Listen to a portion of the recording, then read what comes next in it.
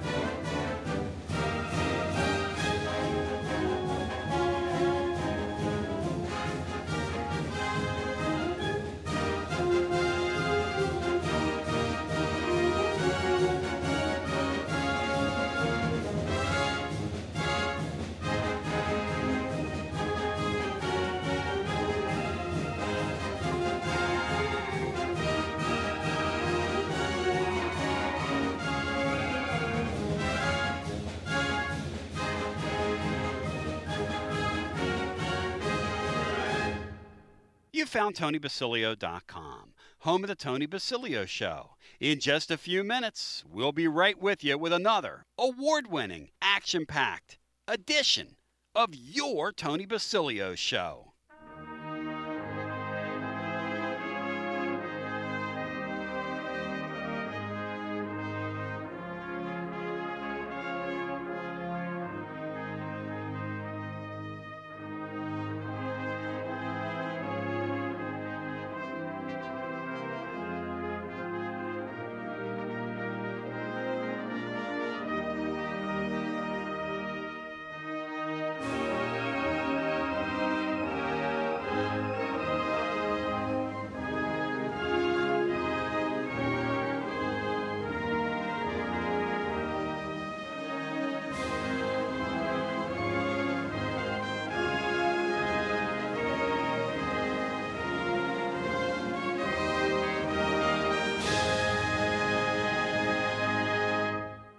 You found Radio Free Tennessee. Your Tony Basilio Show will begin momentarily.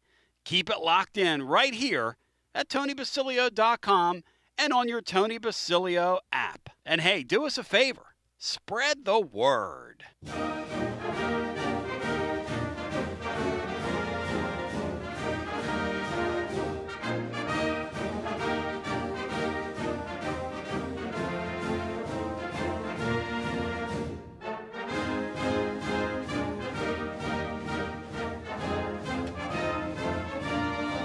WJBE 1040 AM, 99.7 FM. Translator W259AB. Powell, Knoxville. Ladies and gentlemen, boys and girls, children of all ages, Tony Basilio and you in your Rainier studio, rocking out with you on an incredible, and I do mean incredible, kind of Friday, as the SEC dropped it yesterday like it was hot in the middle of the afternoon.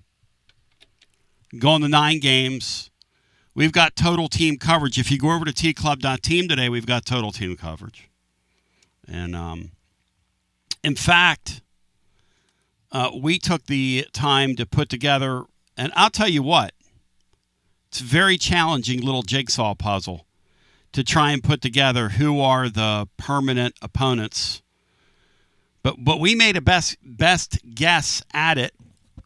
And I'd love to hear from you at 865-200-5402 is the numero do if you want to get in the hunting in the mix with us. But hour one, I don't know how many calls we're going to get because Hughie's going to join us for our regular Friday foray. And then we're going to visit with the great John Bryce regarding Steve Angeli, the quarterback at Syracuse. In the meantime, we've got a lot to get to. Very little time to get there. Brian, what do you make of the 9-game deal, and are you ready for it? Because I think it's going to improve the game and improve the league. Yeah, I think it's a step in the right direction. I would like to see him go one more and play 10 games because that would give every team 5 home and 5 away. But I'll settle for 9 for right now. Yep. I think that's going to mean that probably the playoffs are going to expand to 16, and hopefully maybe that does away with the SEC championship game and maybe conference championship games because it seems like those things just kind of get in the way. So I think that's for the betterment of the game, and I'm excited, looking forward to it.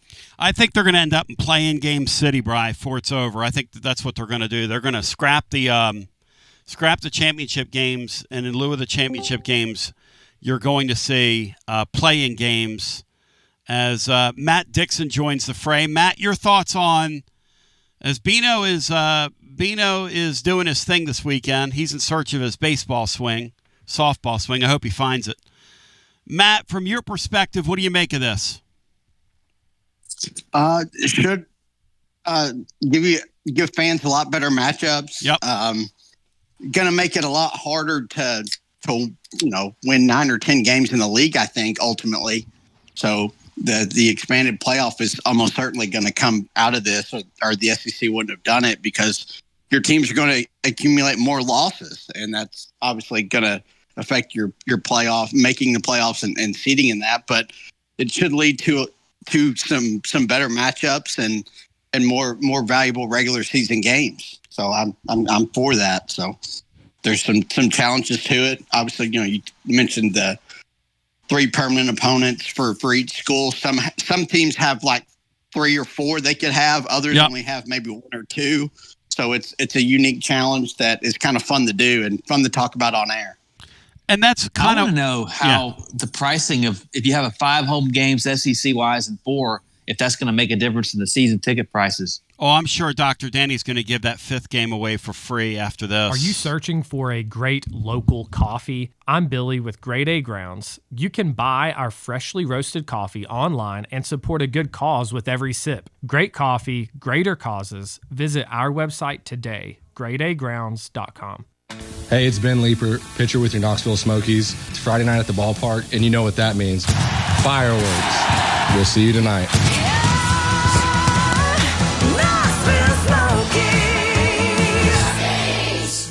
The end of summer means big savings and no more excuses to not call Pipe Wrench Plumbing, Heating, and Cooling. Don't let plumbing or HVAC problems follow you into fall, and take care of them now while the kids head back to school. Whether it's a leaky pipe, outdated water heater, or AC unit struggling to keep up, the expert team at Pipe Wrench is here to help you transition smoothly into fall with a home that's running efficiently and worry-free. This month only, enjoy 10% off any plumbing or HVAC service, including repairs, replacements, or maintenance. And Peace of Mind Maintenance Plan members will get an additional 10% off for 20% in total savings. From repairs to tune-ups to replacements, we'll help you check home comfort off your end of summer or back-to-school to-do list. We make it easy with free on-site estimates for replacements and free second opinions on repairs. And if budgets are tight, we offer flexible payment plans including 0% financing with credit approval. So don't let HVAC or plumbing issues slow you down this season, and don't delay as the offer ends August 31st. Call Pipe Wrench at 865-264-8090 or book online at pipewrench.com to schedule your appointment today. And as always, same-day service guaranteed or the visit is free.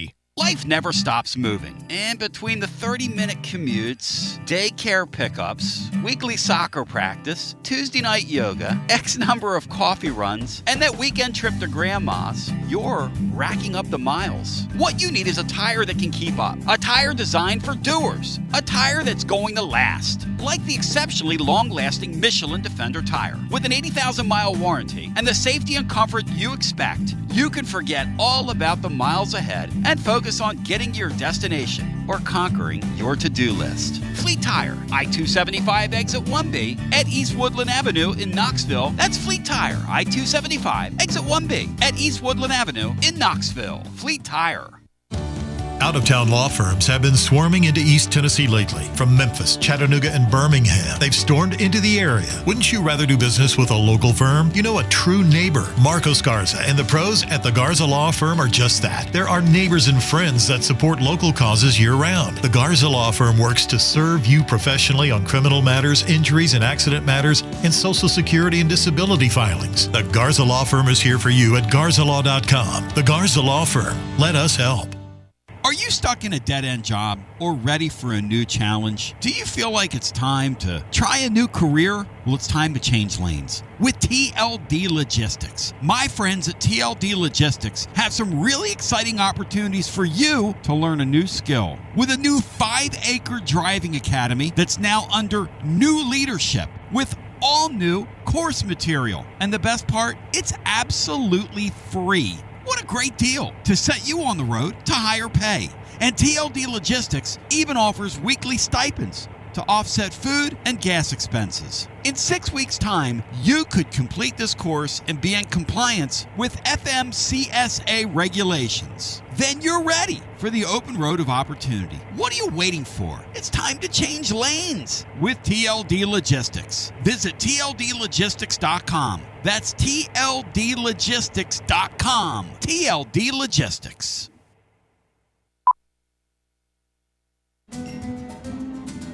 A lime is not always just a lime. You see, some limes are lucky.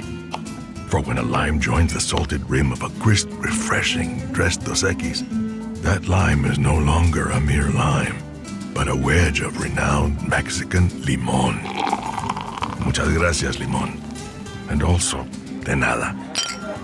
Enjoy Dos Equis responsibly. Copyright 2024 Dos Equis, imported by Cervezas Mexicanas, White Plains, New York.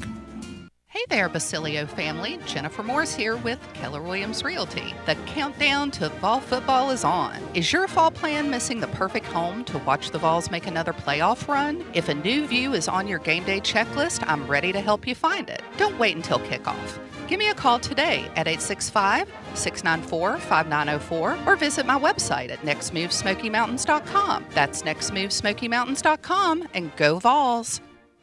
Josh Collins at Collins Insurance Agency. At Collins Insurance, we strive to ensure our customers receive better coverage along with bigger savings. Our community is important to us. We want to provide exceptional service to our customers. Anybody can provide great rates, great coverage, but can you also get great service? And hey, don't just take my word for it. What's up, everybody? Zakai Ziegler here. My family turns to Collins Insurance Agency for the best service, coverage, and price. So don't just go online and get some random insurance. Experience the Collins Insurance difference. Like he said, experience the Collins Insurance difference. CollinsInsuranceTN.com. CollinsInsuranceTN.com. And hey, their Mama Zizi approved. CollinsInsuranceTN.com. Thank you to Josh Collins and Zizi. One more thing, Tony. Go Vols!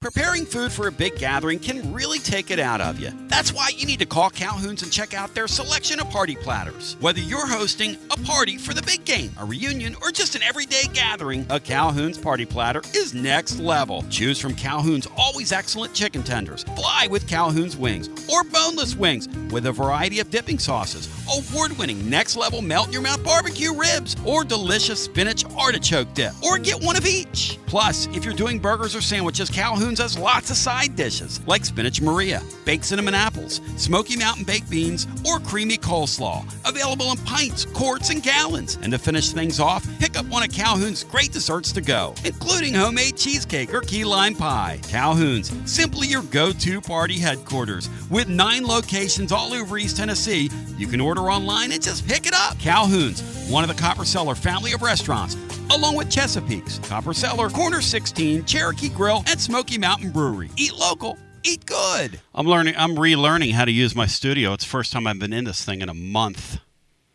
So, as we've fought the back issues here, and I'm still fighting it, but you got to do what you got to do, as they say in the trade. Mike Huguenin now joins us. He's our regular Friday guest. 1 week from today, ready or not, here we come. We're live at Calhoun's on the River. Throughout the entire fall, it is a absolute movement sweeping the nation, and I can't wait for that. So the SEC dropped their knowledge on you yesterday. And here's the knowledge the SEC dropped. The knowledge the SEC dropped yesterday is that they're going to a 9-game schedule beginning next year. Not only are they going to a 9-game schedule, but they're going to have 3 permanent opponents, which is something we've heard discussed for a while. The other aspect is not only are you going to get the 3 permanent opponents, but they're also in their verbiage encouraging people for teams to schedule at least one other basically real football game. Next year, I believe part of this was a negotiation. This is my belief now, that the SEC and Big Ten sat down and the SEC said, okay, we'll play 9, but we're going to get the 5+11 model. You got to give us something. And I think that's where we're going.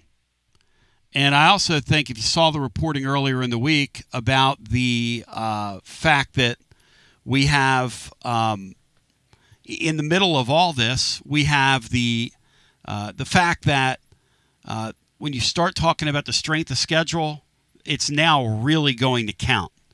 So that leads me to believe that all this is kind of going to be baked in together. And let's bring Mike Huguenin in now for some response. Hughie, we've talked for years about this, about what the SEC was going to do. Were they going to stay at 8? Were they going to go to 9? Inevitably, they go to 9. I think they probably used it as a bargaining chip with the Big Ten, as those two continue to fight for the dominance in the sport of college football. And Hughie, I'd like your thoughts on the SEC going in this direction. Okay, well, first, thank God they went to 9. After, 6 or 7 years of hemming and hawing, yep. Not only did they say we're going to 9, we're going to do it next year. So this has not ever been as hard as SEC folks have made it out to be. The idea that I think this is in response a bit to the Big Ten saying, we want the 4-4, 2-2-1 model for the playoff, and maybe we should float the idea of 24 or 2018 playoff. I think the SEC, along with everybody else who truly likes college football, is saying, no, we're not doing that. We're going to play 9 conference games. We're going to make sure our teams play at least one legitimate non-conference foe, and then let's go from there. So I think the response from the Big Ten will be, we're not going to do the 4-4, 2-2-1 model anymore. It'll be 5-11, and we're still going to continue to think about having a 24 or 2018 playoff or whatever, but that won't be on the front burner anymore now that you guys are going to 9 conference games. And if you're an SEC fan, you have to be ecstatic. Okay, your team's still going to play at least one total rummy, and maybe 2. But at the same time, you're going to get a good non-conference game. The question, I guess, is if you're South Carolina, Florida, Georgia, will that only be your in-state rival, or will you have 2 legitimate non-conference games? So I think every SEC fan, frankly, should be dancing around in joy that the league is going to 9 conference games. And now the question becomes, and the real question becomes now, what are the permanent opponents? Right, exactly. So we sat down last night and tried to deduce as best we can. And look, all this stuff's open to arguments, but I'm going to read to you the teams. You tell me what you think. Let's start with the Vols. I'll tell you what. Let's start with Alabama, since Alabama right away, there's a point of contention here. Look, Alabama's permanent opponents, Hughie, should be Tennessee, Auburn, LSU. That should be there. But that's, to me, and Matt Dixon were just having this conversation a second ago off the air. To me, that's too difficult, and that would create a competitive imbalance. So Tennessee and Alabama is a tremendous Southern college football rivalry. That stays. Auburn, Alabama is the game in the league by which we set the clock. So that stays. And then the third team is Mississippi State that I put in there. Mississippi State, yeah. I think that makes perfect sense. I think the Starkville campus, Tuscaloosa campus are the closest together. And I think at one point in Alabama's history, maybe it's still the case, they played Mississippi State more than any other team in the league. That makes sense. And I think one aspect of the 9-team conference schedule is there's going to be teams and universities are going to be pissed off. They're going to say this is a competitive disadvantage. Yes. And if you're Mississippi State, if you're Vanderbilt, you're Kentucky, you're the team that everybody wants to play. So my presumption is those teams are going to be ticked off as well. But in every 16-team league, you have the flops them and jets them, and that's the Vanderbilts and Mississippi States and Kentucky's in the SEC. That's right. And the Mississippi schools, to some extent. Mississippi State more than Ole Miss, but depending on who the coaches are there, they're sort of along for the ride. Hey, Matt Dixon, Tennessee, I want you to respond to this. Tennessee's, I've got here, Alabama, Vanderbilt, and Florida, Matt. I think the league's going to want to preserve the Florida game. We went round and round on this. We had Kentucky in there for a hot minute. But I think Hughie's right. I think Kentucky gets treated. They're there to fill out dance cards. We're not worried about their rivalry. Even though from Tennessee's perspective, Alabama, Vanderbilt, Kentucky would be an absolute advantage. We'd take that all day long. Matt, we landed on Alabama, Vanderbilt, Florida. Your thoughts, Matt Dixon? Yeah, well, I think Alabama and Vandy are kind of sure things, just like for Alabama, it's Tennessee, Auburn. And I think Kentucky makes the most sense because Tennessee is Kentucky's biggest, SEC rival. And if there's one matchup that Kentucky would want to have, it would be Tennessee. But I think the pushback for it would be that it is a pretty generous schedule to get Vandy and Kentucky. So if you want to throw Florida there, that also probably makes a lot of sense too. But I think Kentucky's the better fit, but I can see how that would be viewed as being an advantage for Tennessee, which if you're Danny White, that's what you should push for anyway. Absolutely. And that's what Hughie's talking about. Behind the scenes, the push at the league level, there's no telling how many iterations of this they're going to have. Because Matt brought up a good point, Hughie, during the break, which is that if you think back to the COVID year, when they put that schedule together ad hoc, there was about 9 or 10 iterations of that because they went round and round fighting with each other over, hey, that's too hard, hey, that's too easy. So, Hughie, let's talk about this. Alabama, Vanderbilt, this is Tennessee now, and Florida. Those are the 3 games we arrived at. What do you think?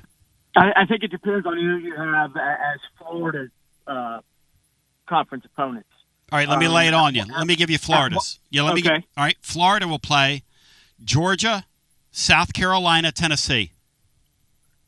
I think if you ask Florida fans after Georgia, their number one pick would be Auburn. Florida, Auburn, when they stopped playing Florida, Auburn annually, Florida had played Auburn more than any other SEC team. But again, there's so much. It's like 16 separate puzzles that you have to put together first. Yes. And then you got to make all 16 of those puzzles fit in one big puzzle. So South Carolina, Tennessee, and Georgia, I would think Florida fans and Florida administration would say, okay, that's fine. Florida, Georgia is always going to be in Jacksonville. I think the South Carolina game is drivable. And the Tennessee game since '92 has been a frankly really good rivalry. 2 halves and a 1, Hughie, is kind of what we're looking at. So like with Auburn, for instance. With Auburn, we've got Alabama, Georgia, Vanderbilt. Those are Auburn's 3. And again, you would say, well, because I would say to you, like when we're talking about the Florida-Auburn game and Florida fans want that. Yeah, that's the thing. How in the world are Auburn and Georgia not going to play when that's one of the oldest rivalries in the South? Like we were looking at this last night. And so we moved these teams around like 90 times. We went through it for like 90 minutes. And see, to me, and you said it earlier, and Matt was alluding to this, the Vanderbilts, the Kentuckys, Mississippi State to some extent, those teams are there to fill out the dance card in this deal and collect their check. Exactly. And I think that, from a fan standpoint and from a logistics standpoint, you have to come at it from a different perspective. And you're right. There's no way they're not going to play Auburn, Alabama. And the Auburn-Georgia rivalry is the Deep South's oldest rivalry. So those are given. So you got to give Auburn one crumb, because when you think about it, Alabama and Georgia, at least right now, those are top 5 teams, top 10 teams every year. So you got to give them a crumb, and I would say that crumb would be Vanderbilt or Mississippi State, no question. Matt, what do you think of that for Florida? Georgia, South Carolina, Tennessee. What do you make of that, Matt? Georgia's the kind of must for Florida. Yep. Outside of that, you can probably do either way. I think LSU and Florida have developed a really nice rivalry. Yep. And then you just kind of mentioned it, but that Florida-Auburn rivalry there in the 90s and into the early 2000s was really good too. I think they played every year. Mm-hmm. And you kind of done away with that. I would like for Florida to have at least one of those two. But again, you got to fill out the card with teams somewhere, and South Carolina's, geographically makes more sense. And obviously the Tennessee one's a kind of a good TV product. I'll tell you what's interesting about LSU, guys, as we went through this exercise, Hughie, and I would encourage anybody to do this. The LSU part of this is there were about 6 teams that they go with. For instance, LSU goes with Florida. LSU goes with Alabama. But inevitably, you can't make the puzzle fit by putting LSU in there with everybody they fit with. LSU fits with Texas A&M. Texas A&M, exactly. No question. So here's what we've done. For LSU, we've gone LSU, Ole Miss, A&M, Arkansas. Feels a little light for them, Hughie. Yeah, it does. But then again, that's okay. That puzzle fits, but the other 15 don't fit with that. So that's an excellent point. And the Alabama LSU rivalry has only really been a rivalry. I'm saying it's only been a rivalry for 30 years. But 30 years is a long time. But Texas A&M makes sense. Yep. Arkansas makes sense because they play for that boot thing, though I would think LSU fans, I was sort of joking, the boot is a ridiculous trophy. But that's and the LSU Ole Miss, I think they played I think that LSU has played Ole Miss more than any other SEC school. So that has to be a given. So Texas A&M, Arkansas, and Ole Miss, it does sound a little bit easy for LSU. Yep. But it also makes a lot of sense as well. The easiest one, guys, on the bracket to fill out here was Texas. Texas was the one we closed out first. And that's what we did. We went through them and closed them out as we went. Texas has Oklahoma, A&M, Arkansas. That's an absolute given. That's a slam dunk. That's not even worth arguing about. Not even worth talking about it. Arkansas would give its left leg to play Texas on an annual basis. Yep. And Texas, Oklahoma is a given, and Texas A&M wants to play Texas more than anybody. So that's if you're a Texas fan, that's 3 annual opponents that you have a lot of history with as well. What do you think, Matt? Moving that around, Oklahoma, A&M, Arkansas for Texas. Oh, that is slam dunk. That's the easiest one, like you said. They're the only one that I think all 3 of those are.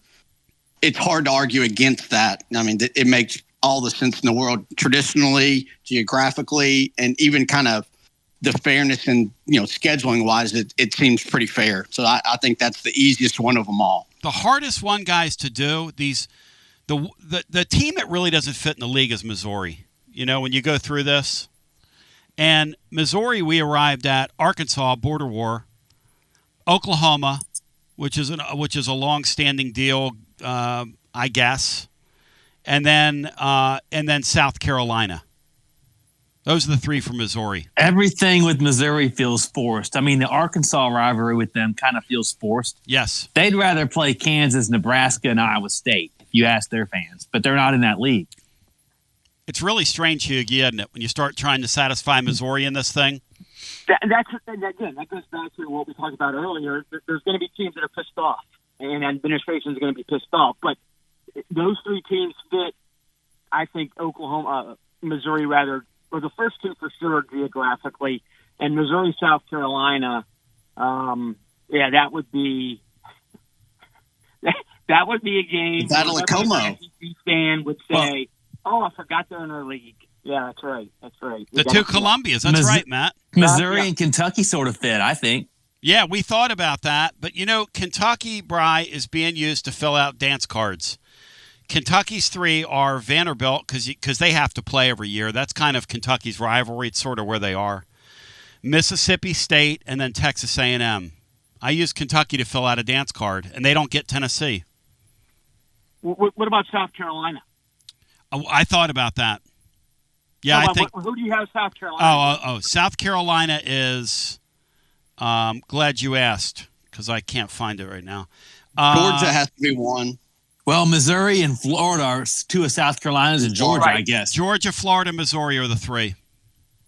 Yeah, I think they'd be happy to play Georgia on an annual basis. So I think, and they're happy to play Florida, I think, on an annual basis. So you're right. The South Carolina Missouri game is sort of like you said. Well, they got to have 3. So let's put them in when the 2 Columbias. That's about the only reason they play annually. But yeah, that makes sense in that respect. Missouri is there to fill out more time. It's there to fill out a dance card. I mean, you hate to say that, but when you have 16 teams in the league and you have some haves and you have some maybe haves and you have some have-nots, the have-nots are going to take their medicine to collect their check. It's just the way it is. And you brought up Missouri earlier. Yeah. And, they won the national title back-to-back years, 60 and 61.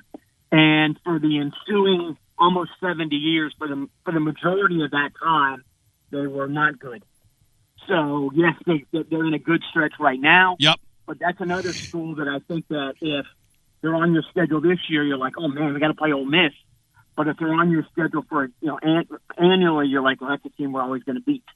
So, yeah, there's, I think, some recency bias if Ole Miss is on your schedule, but that's really not that tough a game, I don't think, going forward. Hughie, you're kind of the man. Any final thoughts here on the way out? I know you've got a roll, but I appreciate you jumping in with us today. No, I think every SEC fan should be ecstatic. Plus, heck, the season starts tomorrow with the top 25 game. Yep.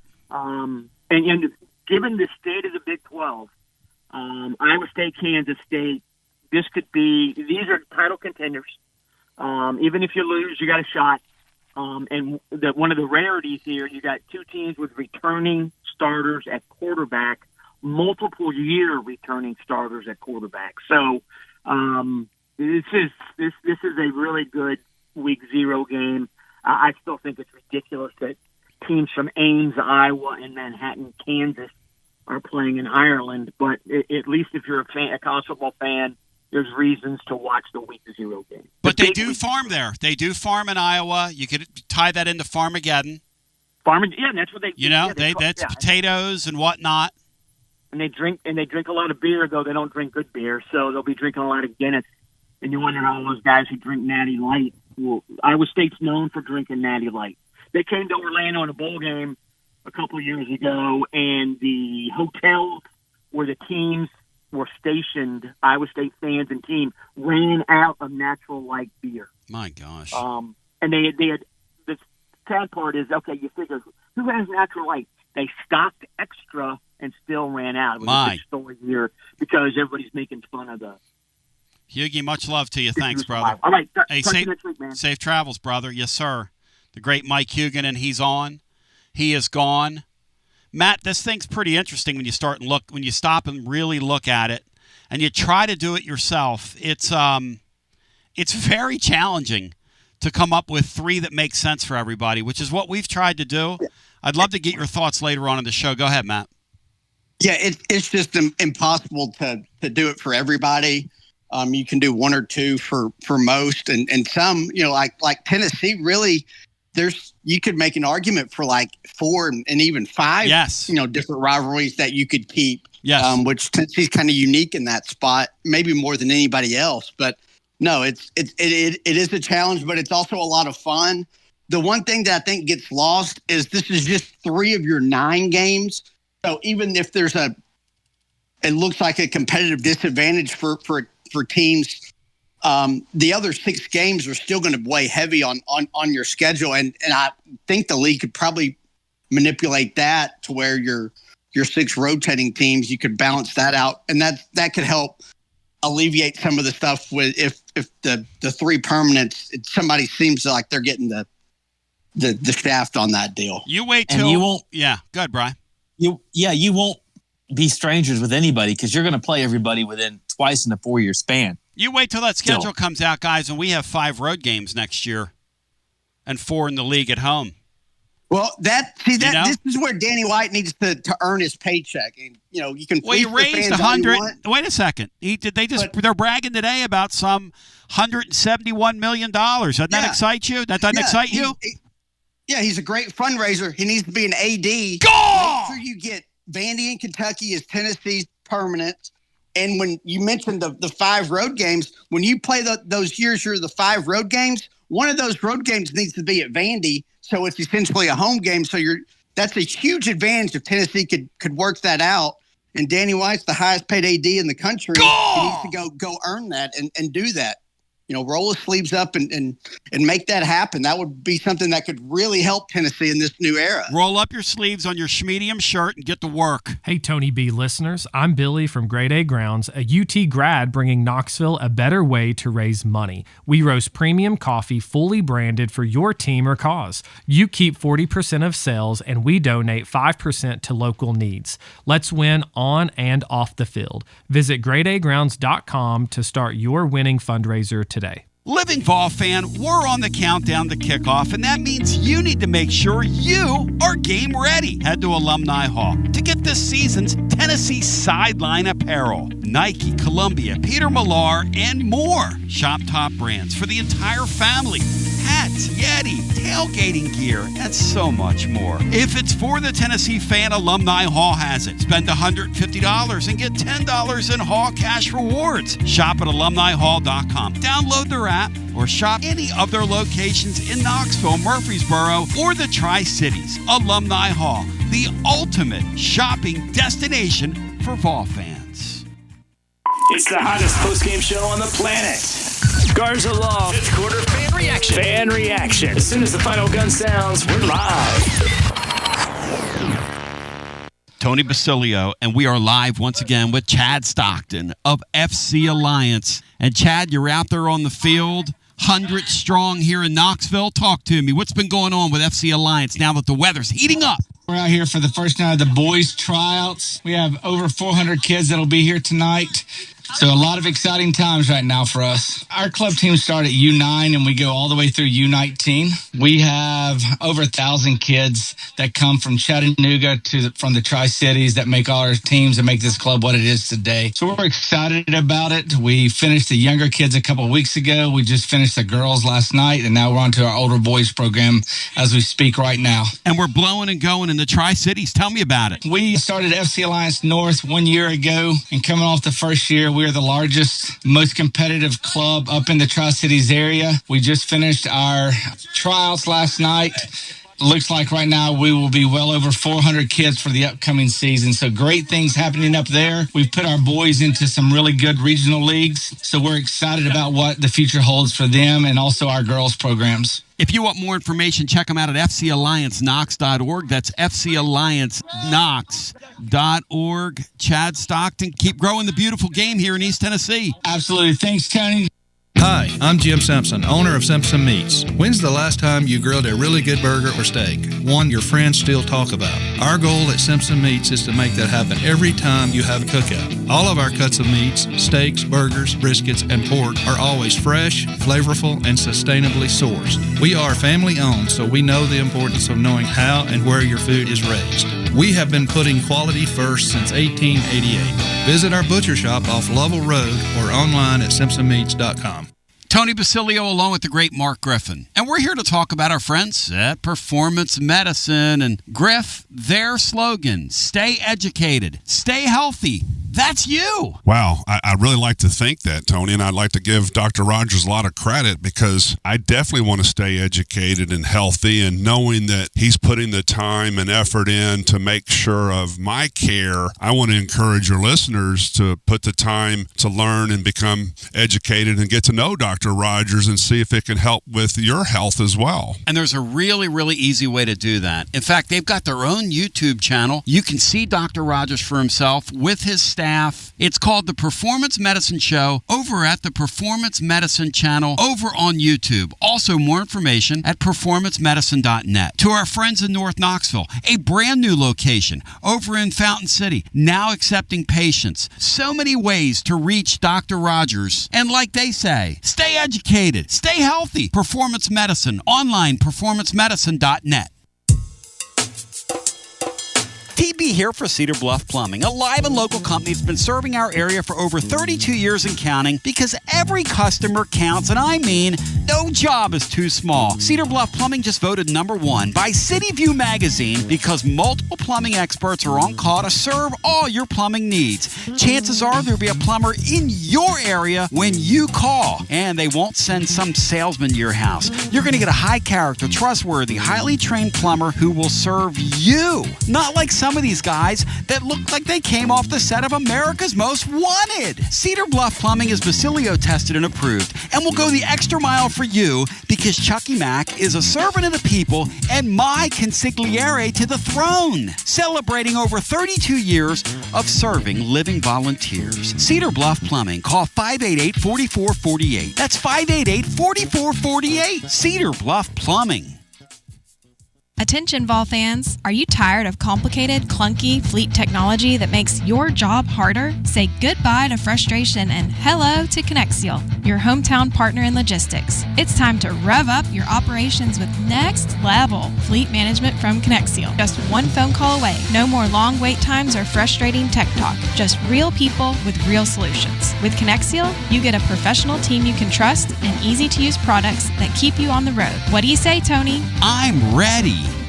Make the smart move and call Connexial today. 865-888-6920. Learn more at Connexial.com. That's Konexial.com. Drive life with Connexial and go Vols. Basilio here, and you know my friends at Carnes Motor Company started with a dream over a quarter century ago. I met Rob and Brian back when I still had hair, and they were working at a huge dealership in West Knoxville. But they told me back then they wanted to sell cars on their terms, and I wanted to do radio on my terms. Their terms, just like my terms, are ultimately your terms. In both cases, you're the winner. A Car Guru's National Award winner with a 5-star rating on all sites, just like our Vols. Everything about buying a car from Carnes Motor Company is no hassle. They specialize in high-quality pre-owned vehicles between the $5,000 to $25,000 range. And if you need to sell a car, they'll either buy your car or they'll help you sell it. Carnes Motor Company also has a top-notch service department. Therefore, every vehicle is rigorously inspected and serviced prior to delivery. So you're guaranteed to get a quality pre-owned vehicle every time. If you need a place for service, they've got you covered. Come be a part of the Carnes Motor Company family and tell them you heard about it from me. Online at carnesmotor.com, Oak Ridge Highway, 1 mile past the Carnes light. Carnes Motor Company. Yeehaw! Some people say betting online is still the wild, wild west. But with the VIP Play app, you're riding with the best. VIP Play app is hotter than a $2 pistol packed with flair. Live hosts and features finer than a frog hair. Send your old betting problems out of town with a slap. You'll be betting sharp as a tack on the VIP Play app. Don't be a better, be a better with VIP Play today. Download VIP Play today or head to VIPPlayApp.com. Gambling problem? Call 1-800-88-99789. Must be 21 plus and located in Tennessee to bet. Let's go as we welcome you back. Tony B back with you on a Friday. John Bryce, national college football writer, footballscoop.com, now joining. Brycey, I welcome you in. Pretty historic time in these parts. Them deciding the SEC going to 9 games. Your thoughts on this?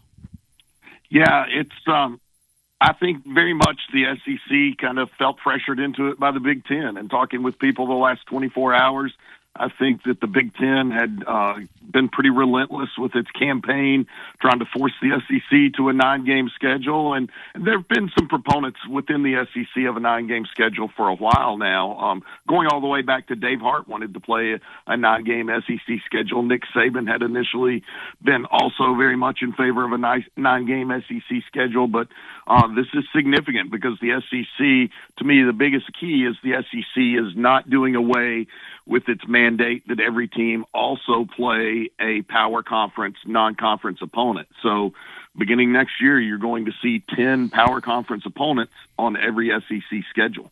And the question becomes, right, did the SEC and the Big Ten, was there bargaining that went on behind the scenes? Because it seems to me that the SEC is full bore on this 5+11 playoff model.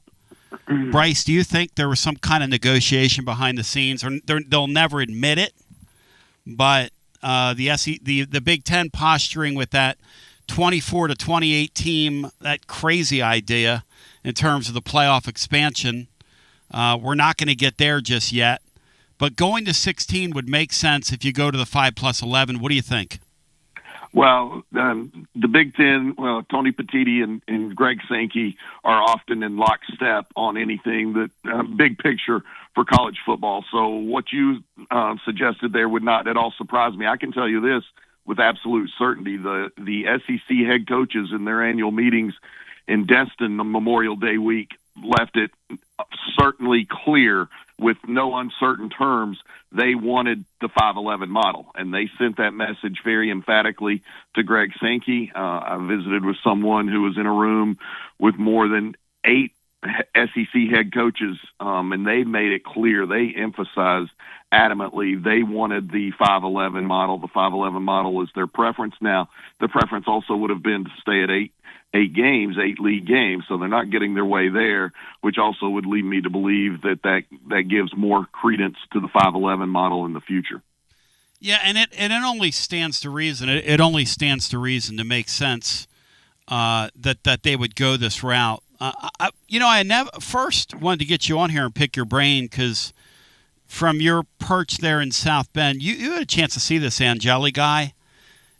What kind of quarterback's Tennessee going to see in 8 days in Angeli?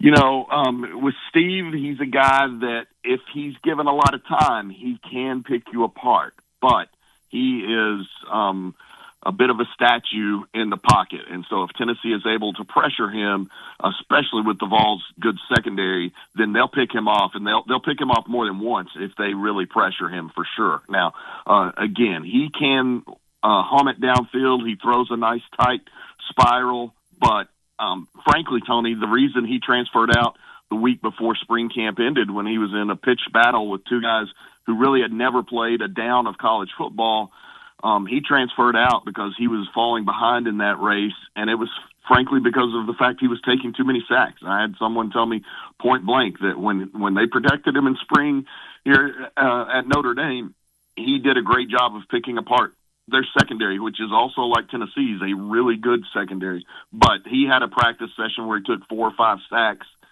in one day, and obviously he wasn't even getting all the snaps that day, and he took that many sacks. So very, very limited mobility, very good accuracy, really at all 3 levels of the field in the throw game. But again, if you pressure him, he'll be in some trouble. The question then becomes, right, will Syracuse – will they dial it back with him, or will they try to do what Fran Brown has done, which is, go fast? What do you expect we'll see from them? I expect Syracuse to try and keep the pressure up and trying to move at a good tempo and build off the success they had last year. Syracuse paid a lot to get Steve Angeli out of the portal, and they pointed to the fact that look what they did with Kyle McCord after McCord couldn't win the starting job at Ohio State, and he was one of the nation's leaders in passing yards and touchdowns a year ago, and that's what they envisioned. But they lost a lot off that team as well. I mean, they even had one of their starting offensive linemen enter the portal and end up at San Diego State after he started at guard for Syracuse last year. So there's a bunch of pieces that are missing there for Syracuse compared to the 10-win team a year ago. What I can guarantee you, especially knowing people that have worked closely with Fran Brown, is that they will absolutely play incredibly hard for him. Oh, listen, there's nobody got more out of their football team last year than that guy did, and it culminated with that upset of Miami, which kind of helped keep Miami on the outside looking in, or whatever flickering chances they had of a playoff there late in the season. That was one hell of a football game up there in the Georgia Dome. The question about Angeli is, does he have a moderate arm, an okay arm, or a pretty big arm when it comes to letting the ball go? I would say he has a plus arm. He's not the biggest arm in college football, but he is definitely a plus arm. He's not as I would say he's in between the arm strength of a Hendon Hooker and a Joe Milton, but his accuracy is more similar to Hendon Hooker than a Joe Milton for sure, but not as big armed as Joe, but definitely an above average arm strength. A quality plus thrower, again, to all three levels. He's done some good things. And look, Notre Dame doesn't win the Orange Bowl against Penn State without Angeli coming in after Riley Leonard was dinged up right before halftime, and he made some great plays. But if you also watch in that series that he held and led to a field goal, he was hit from behind and fumbled the ball because he didn't have great pocket presence and awareness, and because he was certainly not as mobile and elusive as Riley Leonard. Our TLD Logistics Hotline, ladies and germs, is getting a workout today. First Hughie, and now John Bryce joining on the program. And with Brycey, we're sort of unpacking his expertise of Steve Angeli, who transferred. And, one has to wonder, he left Notre Dame and went to Syracuse, rather. You got Kyle McCord on my brain there. Brycey, what kind of aptitude does this kid have? Will he be able to absorb? Because that's a big question about Joey Aguilar as well. Any of these guys, really, but particularly these two guys who are getting there in the spring in unprecedented fashion, and they're ramping both guys up in the summer, and then they both meet in the first game of the season, and who in the heck knows what you're going to get. But what kind of aptitude does Angeli possess? Do you think he'll be able to get what they're smell what they're cooking in short order? Yeah, I think that his football intellect is one of the strengths of his game, and he was probably a little underrated coming out of high school because of COVID, and so Notre Dame identified him early. He was not initially their top target, but he was always a target of interest for them and a guy that they knew they would take if he wanted to commit, and depending on how all the recruiting shook out. But no, his aptitude is strong. His football knowledge and understanding is strong, and he does have a presence about him, a command presence about him as the quarterback and in the huddle, and that even showed in the spring. Even though he was losing the competition, or certainly not winning the competition, he still carried himself with a very sturdy belief and a very palpable presence that he had in commanding the offense. So I don't think that difficulty understanding is going to be something that will limit him. Again, his lack of mobility is the biggest knock on him. John Bryce joining. So it sounds to me like the game plan for Tennessee is to get guys loose, get him at the quarterback, and go get him. Do not let him grow into that game. Correct. That's 100%. I would try my best to make him as uncomfortable as possible as soon as possible after kickoff, because then that's going to linger with him. Because, again, if you do protect him and give him time, he will pick you apart, and he'll be able to get to his second and third reads if he's getting protection. I'm bowing my head, ladies and gentlemen. Go ahead, Bri. Yeah, and Syracuse loses a bunch of their skill players, so that could also hinder him too, right?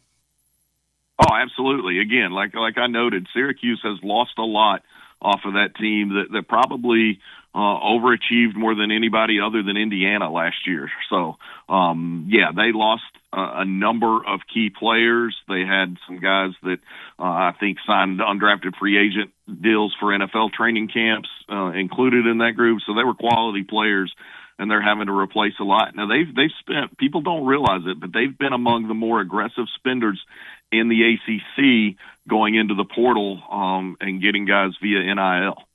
The great John Bryce joining. It's unbelievable, Andy, as we're breaking it down scientifically. Brycey, you know that the politics behind the scenes in the SEC, when it comes to these 3 permanent opponents, is going to be unbelievable. These athletic directors really need to earn their money here, because there's going to be a lot of infighting in terms of who the 3 are, the 3 permanents. Yes? Oh, absolutely. Yeah, because when it comes down to it, your SEC allegiance is tossed out the window because you draw a paycheck from University A, B, and C. So, yes, this will be every man for himself, so to speak. It's going to be absolutely wild. Like, we have Tennessee's 3 permanents as Alabama, Vanderbilt. Those 2 are a given. And then I think their third's going to be Florida. I think, you could say, well, Alabama, Vanderbilt, Kentucky. But I don't know that other teams around the league would go for something that's that competitively imbalanced. Yeah, I would agree with that. I would think that you would definitely see Alabama and Tennessee protected. That's what's been indicated to me. Obviously not official, but that's what's been indicated to me. I'm curious about the Tennessee Vanderbilt versus Tennessee Kentucky, which one of those you keep. From my perspective, I would rather see Tennessee keep the Kentucky series than the Vanderbilt series, just because I think it's had more meaningful games in it through the years. And I'll forever associate that rivalry with the beer barrel, and it's ridiculous that it's not back or not more actively trumpeted out there, because I think it's one of the great rivalry trophies in all of college football. But I am curious to see who the third one, frankly, who the second and third ones will be. But I'm with you. It wouldn't surprise me to see it be a Florida. I saw somebody trying to speculate that it might be South Carolina. I'd be very surprised if it would be South Carolina. Georgia's in the mix there. But again, probably you're not going to make Tennessee play Alabama and Georgia every single year moving forward. Yeah, trying to put the jigsaw together is very difficult. Go ahead, Brian. I think to the fact they're in the same state, though, they're going to protect Tennessee Vandy. Just like I don't think you're going to break up Auburn, Alabama. If they're in the same state, you got to keep them. Got to keep playing them. So I think it's going to be definitely Vandy and Bama. By the way, Brycey, my 3 are Texas. My slam dunk 3 that I would bet my world on would be Texas will have Oklahoma, A&M, and Arkansas. I've already closed them out. That wouldn't surprise me. That would not surprise me at all. Now that A&M Texas has resumed, I think they'll do everything to protect that. And then obviously, again, much like Tennessee, Alabama, Texas, Oklahoma has great heritage and a unique name and everything going for it. You got to preserve that for the sake of the sport. And then the third one, Arkansas would make sense because you just turning that permanent segment into a mini SWAC within the SEC. A lot of history in that Arkansas deal, but Brycey, tell the living listener where they can find you. You've been incredible today, as you always are. Yeah, I appreciate that, buddy. Footballscoop.com for all of our work. We also relaunched the Football Scoop podcast this week after taking the summer off from those, and we're going to be 3 times a week with the pod hitting all topics. So those are the 2 best spots to find me, and I would be grateful and appreciate all the folks like Brent who always reaches out to me anytime I'm on your show. I want to let's shout him out. We'll shout Brent out. Let's shout out as well Football Scoop. I'm giving you a subscriber right now. Let's see here. Football. Now, are you guys over on the fake book, or are you just doing this? Straight podcast? It's on iTunes or Apple Podcasts, Spotify. It's on all podcasts on all the platforms. All right. You said it was what's the show called? It's the Football Scoop podcast. Bang. Does that say Scott Rozelle on it? Yeah, he's the owner. Okay, there we go. Now that's I'm slow on the uptake, bro. You know what I mean? Yeah. You're all right. But you got a subscriber, bro. Love you. Appreciate it, man. Have a good one. Thanks, Brycey.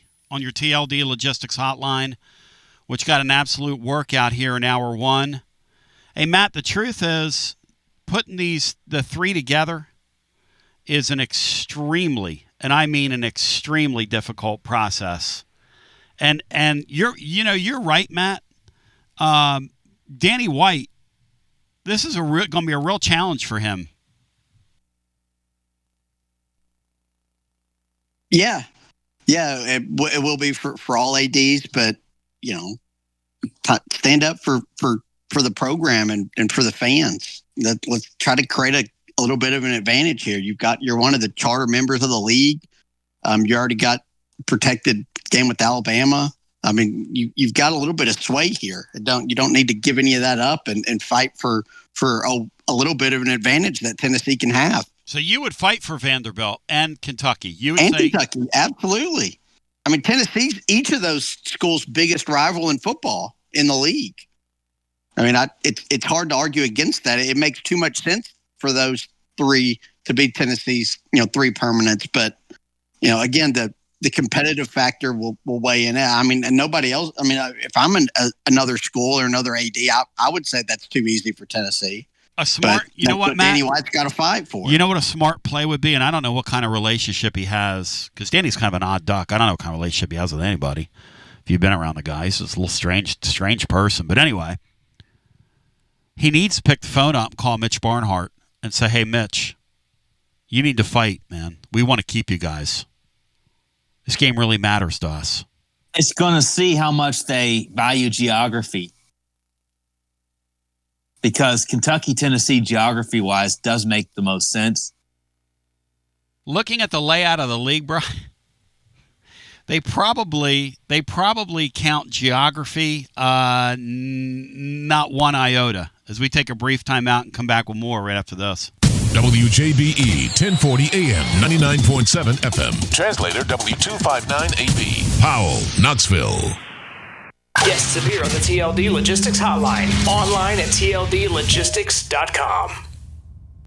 Hey, it's Ben Leeper, pitcher with your Knoxville Smokies. It's Friday night at the ballpark, and you know what that means. Fireworks. We'll see you tonight.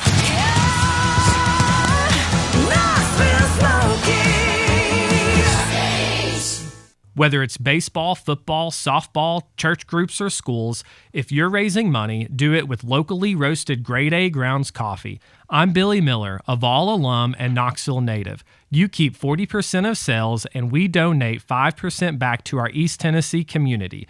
Get started today by visiting our website at gradeagrounds.com.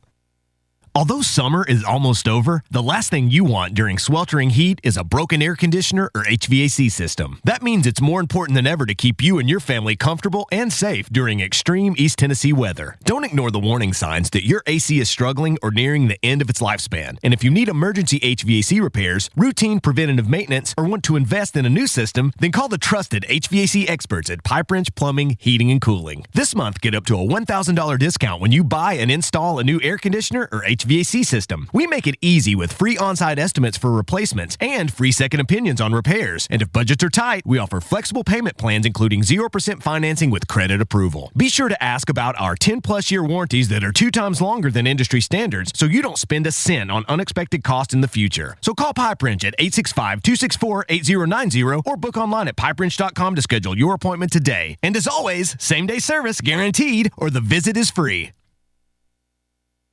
Hi, I'm Jim Simpson, owner of Simpson Meats. When's the last time you grilled a really good burger or steak? One your friends still talk about. Our goal at Simpson Meats is to make that happen every time you have a cookout. All of our cuts of meats, steaks, burgers, briskets, and pork are always fresh, flavorful, and sustainably sourced. We are family owned, so we know the importance of knowing how and where your food is raised. We have been putting quality first since 1888. Visit our butcher shop off Lovell Road or online at simpsonmeats.com. Life never stops moving. And between the 30-minute commutes, daycare pickups, weekly soccer practice, Tuesday night yoga, X number of coffee runs, and that weekend trip to Grandma's, you're racking up the miles. What you need is a tire that can keep up. A tire designed for doers. A tire that's going to last. Like the exceptionally long-lasting Michelin Defender tire. With an 80,000-mile warranty and the safety and comfort you expect, you can forget all about the miles ahead and focus on getting your destination or conquering your to-do list. Fleet Tire, I-275 exit 1B at East Woodland Avenue in Knoxville. That's Fleet Tire, I-275 exit 1B at East Woodland Avenue in Knoxville. Fleet Tire. Basilio here for Budget Transmissions. TGMD, the great Matt Dixon, took his Ford Escape to budget, and like our gold bullet back in the day, it was a total mess. And now, Matt's back in the game. He's got a new transmission, axle, wheel bearing, both radiator hoses, engine mounts, coolant hoses. I mean, his Ford Escape was about to escape to the junkyard, but he didn't begrudge it. He took it to budget, and now he's on his way back to Omaha. Budget Transmissions, over 30 years in business, conveniently located in Bearden. All extended service contracts are honored. A gold certified Repair Pal member. 865-584-4391. 865-584-4391. Budget Transmissions. Don't begrudge it. Take it to budget. Hey there, Basilio family. Jennifer Morris here with Keller Williams Realty. The countdown to fall football is on. Is your fall plan missing the perfect home to watch the Vols make another playoff run? If a new view is on your game day checklist, I'm ready to help you find it. Don't wait until kickoff. Give me a call today at 865-694-5904 or visit my website at nextmovesmokymountains.com. That's nextmovesmokymountains.com, and go Vols.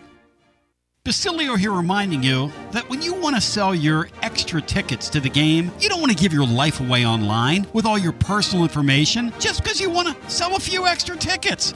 Clark Moore at Select Ticket Service will gladly buy your extra game tickets and your extra parking passes. And the best part? Clarky Boy pays cash. 865-919-1016. 865-919-1016. Clarky Boy pays cash at Select Ticket Service. Clarky Boy pays cash. Tony B here with the great Zakai Ziegler for Advent. Whoa. Tony, I got this. Hey, Tennessee. It's Easy here. Next time you have an electric issue at your home or business, call my friends at Advent Electric. With offices in Knoxville and Nashville, it's Mama's Easy approved. You heard it from the most electrifying player in the league. Call the service professionals at Advent Electric, 865-588-0631. Online, adventelectric.com. Tell them ZZ sent you. TB back with you, 865-200-5402. As we welcome you back. It's been an electrifying day thus far, hasn't it? It is interesting. It's really fun, though. When we first see that schedule, they're going to be half the fan base. Well, every fan base in this league is going to be upset when they see their three permanents, because everybody's going to compare. It's what we do. I'm of the mindset, Matt, that the Kentuckys and the Vanderbilts of the world are there to fill out the dance card. You came with a great point today, which is Tennessee should use the leverage of their history with the Kentucky series to create a competitive disadvantage for them, or competitive advantage for themselves for once in their life, Matt. Yeah, I mean it's right there. It makes a lot of sense, and you have a lot of angles you can take to push that narrative. So I mean, if you can somehow get Vandy and Kentucky as two of your permanents, I mean that's a huge leg up. And having Bama balances that out to some degree. Yeah, I mean it's not like it's a total. You're not getting Vandy, Kentucky, Mississippi State. No, you have the Death Star. You got to carry a loss around every year, basically. Let's go to the phones, even though Tennessee's beaten them, and now they're at 500 in the series for the last few years. Let's go to our TLD Logistics phone lines, and we'll open up and get our first call in. Hello and welcome. You're on the air. Hey, Tony. Hey, welcome in. I don't really know what quite to make of they sold out to the almighty dollar, obviously. So from what little I understand, I've been dealing with other things, as you well know. The 6 and the 3, like I got Vanderbilt's permanent opponents, Joe, as, let's see here, Kentucky, yeah, us, and Auburn. Yeah. Be good. I don't know. I don't know who their third one would be, but I would say the two that you mentioned are obvious. Yep. It's just a question of whether or not they choose Auburn or they choose Missouri. I think Missouri's probably got a chance to be their third opponent, but because of proximity, if that's got anything to do with it. But no, I wanted to let you know I've had some issues going on this week. Yep. My mom's in the hospital now. I haven't been able to get back with you, but I'll shoot you an email. Oh yeah, I was thinking about you. Yeah, shoot me an email. I'm gonna take care of you. Well, I'll tell you this, just so you know, my doctors have really stepped up. They've filed the appeal within a couple of days after the denial, and they've sent some really strong letters of support trying to get the thing overturned. So with the state, so we'll just have to wait and see what happens. It's the stuff that's going on in the insurance industry today. When it comes, it's unbelievable. Unless you walk in it, it is unbelievable. They won't, they won't pay for anything. No, I'll tell you this: the legislature and the governor have sold out to the insurance companies. Sure, and both parties have done it. By the way, politically, don't even get me started. Yeah. Don't. Oh even, yeah, I won't. Don't even get me. Thank you, Joe. Thank you, Joe. All right, bye-bye. Yeah, thank you. As we're off and running here today on a Friday, let's go back to our phones in hour number 2 and get our next call in. Hello and welcome. You're on the air. Hey, guys. Hey. Hope everybody's doing well. Hope Thank you're you. feeling better, Tone. Thank you, brother. Yeah, man. So it doesn't really matter the whole perception that your 3 always opponents gives you an advantage. Because if Tennessee did, I don't care who we get, but if Tennessee got Bama, Kentucky, Vandy, you would think, yeah, that's an advantage for Tennessee because they get Kentucky and Vandy, who they always beat up on, blah blah blah. But that means your other 6 opponents won't ever have Kentucky or Vandy in it. So like at least 5 of the other 6 are going to be extremely hard ball games. Like you might get Mississippi State you'll get Mississippi State as one of your other 6. The other 5 is going to be like LSU, Florida, Georgia, Texas A&M, Bama, Auburn, South Carolina. It's going to be all tough teams. So basically everybody, when this is all said and done with the 9 ball games, at least 5 or 6 of your games are probably 6. Everybody's going to have 6 really tough ones, and everybody's going to have 3 that they might consider less, or 2 that they consider less, and 1 they consider really easy, like Vandy or Mississippi State or something like that. But for the most part, your common opponents that are always the same doesn't really change the fact that you're going to have at least 6 tough games. Well, I mean, to your point, this thing just got real. I mean, you play in this league, and this thing is going to be real. And Matt or Bryce said it earlier.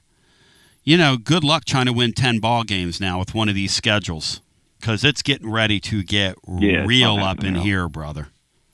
Yeah, I mean, like this year, we would have probably added, if it was this year, our schedule is really easy and Florida's really hard. But Florida's schedule is hard because they got Miami and Florida State out of conference, and they would have probably like added Vandy to Florida's schedule. We would have added Texas to ours.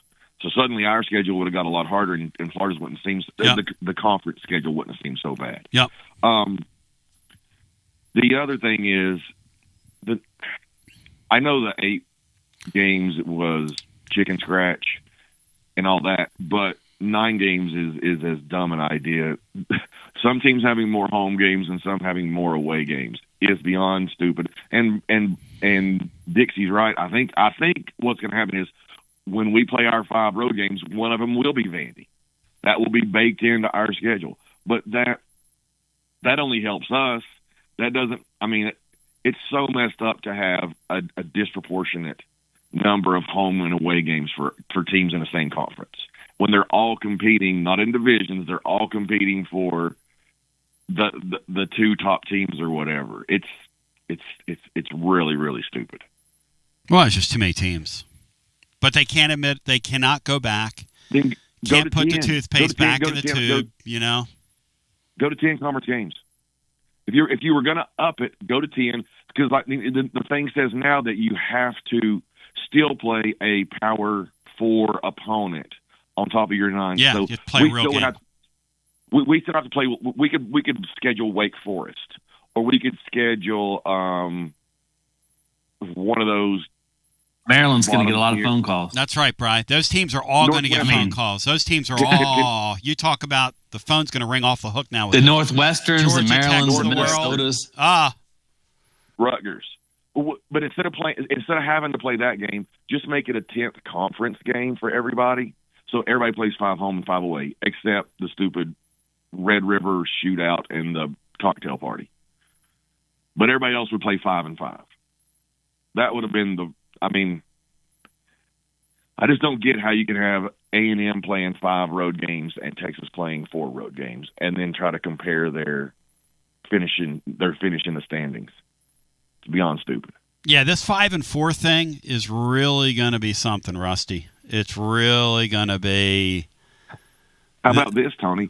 Some years, Georgia or Florida is going to have 3 conference home games. One of them will, depending on the year, Georgia will have three home games, 1 neutral site, and 5 road. That is really stupid when you stop and think about that. Oh man! Well, Ben Staley certainly wouldn't do that. Hey, Matt, you think those Georgia fans still pay full price when the years where they get the 3 home games? Think they give them a break?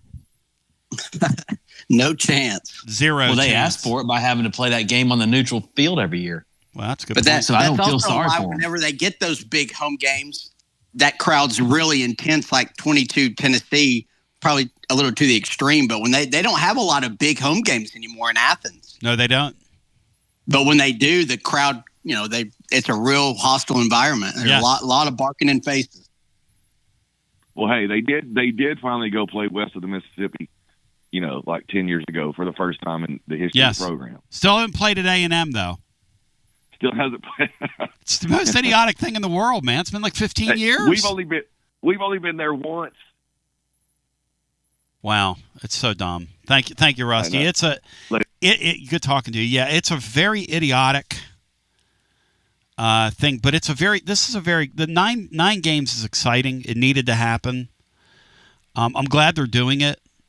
If you go over to tclub.team today, see myself and a mystery guest put together what we think are the rotators. And Matt, you can imagine when I was championing it, and the other 2 guys were like, okay, so what about so-and-so? And finally I said, look, see, I'll send it to you. And then he started going, okay, so we'll start with the easiest one to schedule. The easiest one to schedule was Texas. Texas gets Oklahoma, A&M, and Arkansas, and you close them out. And really, that's the only way to do it, is to go through the teams where the 3 seem easy, or at least 2 seem easy. But for some of these teams, it was very difficult to come up with a third. You could get to a second, but to come up with a third, and the third is really going to be the one, Matt, that kind of determines what kind of draw you get from this thing.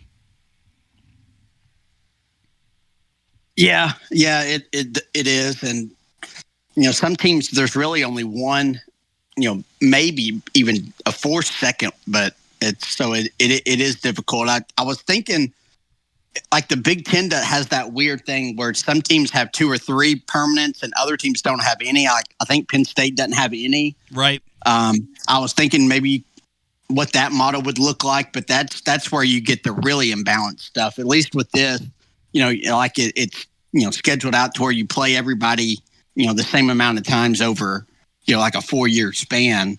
But it's tough. I will say if the first year of this doesn't have Georgia going to College Station, then it's an absolute failure, because that literally should be the first game of the year on this deal. That should be like the week 0 game is Georgia at College Station, because that's the one that's been talked about, for like 10 years about how those teams haven't played at A&M. Will the league acknowledge it, though, Matt? That's the question, right? Will the league acknowledge it? Let's go to the phones and get our next call in. Hello and welcome. You're on the air. Tony, here's the teams I would like for Tennessee to play next year: Auburn, Ole Miss, and South Carolina. Okay, so you want that as our three permanents? Yes. Brian, you have a thought on that? How did you come to stop at those three teams? What's the reasoning behind that? Auburn like and Tennessee was once a rivalry when they had players like Bo Jackson. Great rivalry. Pat Sullivan. Great rivalry, Bill.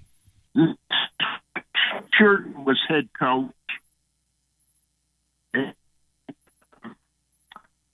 Also, when Oaks had, the great Archie Manning and some years. Matt, your thoughts on Titans-Bills take on this? I would like your thoughts on it. Certainly outside the box. I like new ideas and fresh ideas. Yes. I don't think anybody could have guessed his three if you were giving away a copper card for it. No, a copper card would have been safe, Bill, with you. Nobody would have gotten those, Bill. And on another note,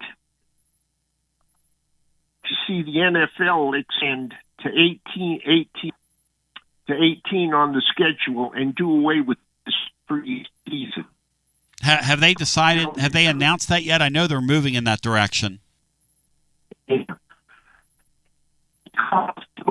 Already, several keepers is injured. Lions has lost. There's some key players that the Lions have that are on the DL. No offense to NFL exhibition games, but that's some horrible entertainment. No offense. And the Titans have a running back that's on the DL. So, hey, everybody's concerned about injuries. That's the reason why they don't want to expand, but I can see it happening. I really can. Bill, you're kind of the man. Thank you. I got you down for your permanent opponents, and they call you Random Bill for a reason. That's your name. Let's go back to the phones and get our next call in on your TLD Logistics phone line. Hello and welcome in. You're on the Friday edition. Hey, Tony. It's Robert from Lexington. How y'all doing? Hey, Robert in Lexington. Welcome in. So I think Kentucky is the most fascinating team in this draft that you're kind of describing, if you will. And I agree they are a wild, they just are a filler team, if you will. I decided to, against my better judgment, to listen to Matt Jones this morning. Yep. And yesterday, he had said he would be very surprised if South Carolina and Tennessee were not two of those three permanent. He's changed his tune this morning, and he says that, I don't know I'm assuming he's getting this from somebody somewhat credible, that essentially the league has been broken up into three tiers, and they're not really telling anybody who goes in which tier, but that Tennessee is virtually off the board for them because Kentucky and Vanderbilt are in the bottom tier, obviously. So the Vanderbilt game precludes Tennessee from having Kentucky. Kind of back to this competitive balance formula. You know what I mean? Yeah, I mean, and Kentucky. Look, the truth about Kentucky is that when you split a league into three tiers, you got to use the second and third tier teams to balance out the dance cards. That's what they're there for. Yeah, that's part of what makes the Texas thing so compelling, and not just Texas, but I think Oklahoma too. Arkansas out there in the West can be used as that bottom tier balancing act for a couple of those teams. That's exactly right. Yep. Second comment is on the 9-game schedule. I'm going to project that this is the second iteration of this sort of schedule evolution. The first one was one permanent rival, 8 games. I think at some point in 2029, 2030, when whoever decides they're going to pluck their last remaining flesh out of the ACC, I think you will go to 20 teams. You'll have 4 divisions of 5, and essentially you would have 4 permanent rivals, 2, 2, and 2 to get to 10 games. And then you're back to the 5 home games, 5 away games. Yeah, I think that's right. I think this is a stop along the way, but they've got to, rob Peter while they're paying Paul. And that's essentially what we're going to see from these leagues. All these leagues. This thing's a work in progress, and it's kind of a silly work in progress at that, if you know what I mean. Yeah. Agree. So it's kind of where we are. But I appreciate it. Good hearing from you. And I appreciate the intel there from I'd like Matt to see Jones. Matt Jones do the math on dividing 16 teams into 3 tiers.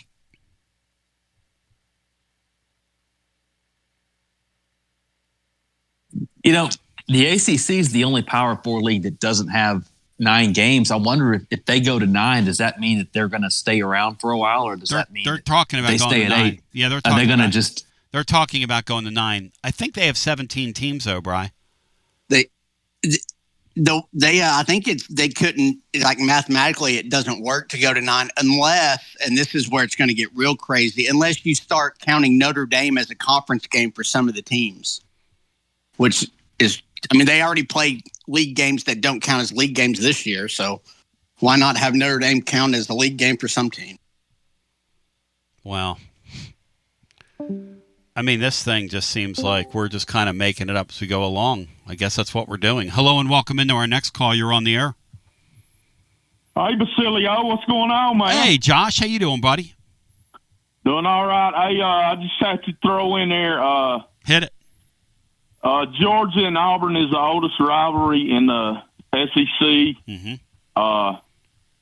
They started playing in 1892. The second oldest rivalry is Tennessee and Kentucky, who started playing in 1893. Now that's we played interesting. 120 times, Tony. And it's so amazing to me that these morons can just act like, they don't need to play no more, just because we have 3 tiers or whatever it is now. I know we got to pay for the drone show and the new entertainment area and all this other nonsense, but do we have to screw everything up, Tony?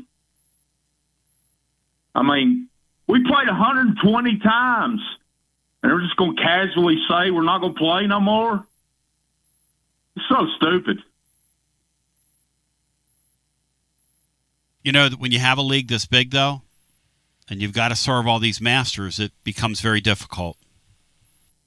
Yeah, really the only master is green, and it's got George on it. And just split it up in East and West again. Don't throw away all the tradition and geography. It's nonsense. And we're going to argue about this and, bicker and fuss, and then 2 years later they're going to change it all again, Tony. They're going to change it all again. It may not even be 2 years. We'll be adding 2 or 3 more teams and then combining with something else. And, we've got to pay for the something else. And 120 years they've played. It's crazy. Think about that. It's insanity. Think about that. 120 years, Matt, and they're going to throw it away. And I'm inclined to think that Matt Jones is right, by the way. I'm inclined to think that Tennessee and Kentucky are not going to play.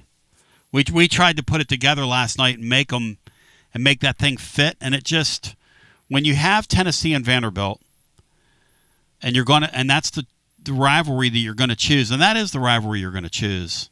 Tony, hope you get to feeling better, bud. I Thank hope you, brother. ice pack helps you out, my man. And y'all hang in there. Take care. See you guys. You're my man. 865-200-5402. Great call. He's right. I didn't realize 121 years. He said a whole lot without saying a lot. Back to the phones we go. Hello and welcome in. Common sense. You're on the air. Welcome in.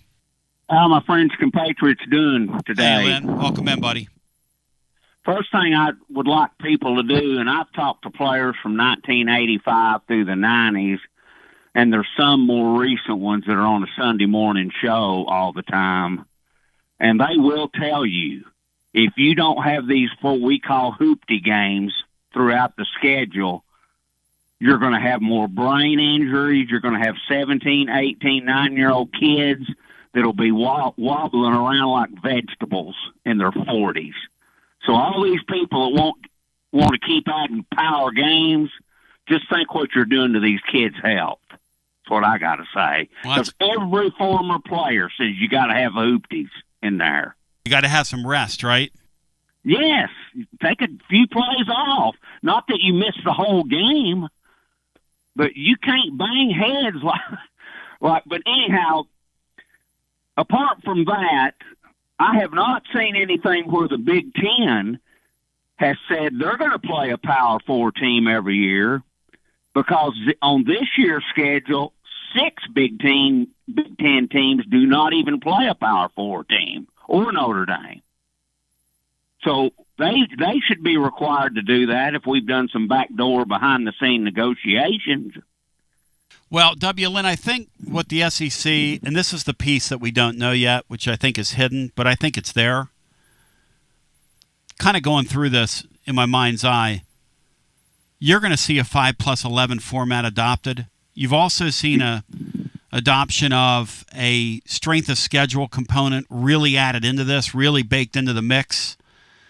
And the SEC is being proactive with their members, saying, look, okay, we'll add the extra game, and then we'll add another extra. So now we're going to play 10 real football games like you're talking about. But also, if we go to 5+11, we'll get the lion's share of those at-large spots, especially if the Big Ten continues to shirk their responsibility scheduling-wise. Because the Big Ten, ACC, and Big 12, they have hoopty games in their conference schedules. Yes. We don't have that. No. So another thing, I've got 8 haves and 8 have-nots, and that's the only way you can divide the conference right now. And A&M's at the top of the have-nots. And then I got Arkansas, Ole Miss, South Carolina, Missouri, Kentucky, Mississippi State, and Vandy. So I think they're going to look at, you have to play one have at least and one have not, and in that third game is going to be what everybody's going to complain about. Lynn, So those A&M fans, with the money they spend on their deal and the money that goes through there, they'd be glad to know they're a have-not. Well, they are. I'm talking about, traditional, but last 10, 20, 50 years, Oh, they totally blow now. They blow. Yeah, and we have the Super Six in the SEC that we had when we had 10 teams, plus Oklahoma and Texas. And I think the original members of the SEC, those top 6, and Texas and Oklahoma, they should hold all the cards. They should have the most votes. Those bottom 8, they got to take what they get and not complain about it. And I'm throwing Missouri in there and A&M, Arkansas. That's just the way I look at it. The man speaking the truth. Matt, your thoughts? No, he's rolling. He's rolling. And I got one more thing.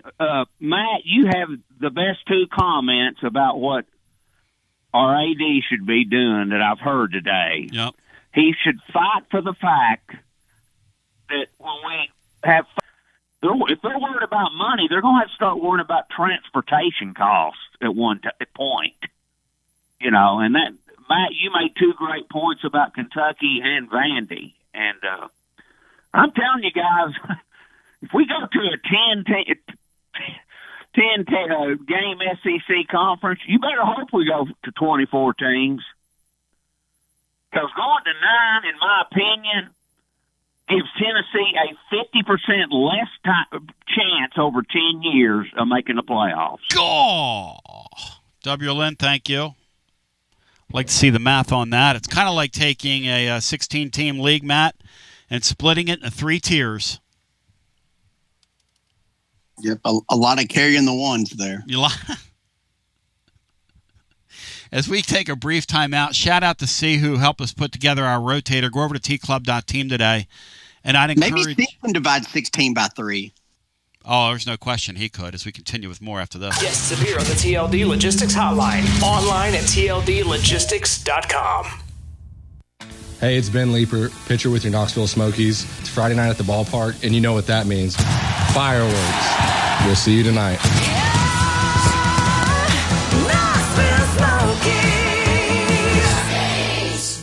Whether it's baseball, football, softball, church groups, or schools, if you're raising money, do it with locally roasted Grade A Grounds coffee. I'm Billy Miller, a Vol alum and Knoxville native. You keep 40% of sales, and we donate 5% back to our East Tennessee community. Get started today by visiting our website at gradeagrounds.com.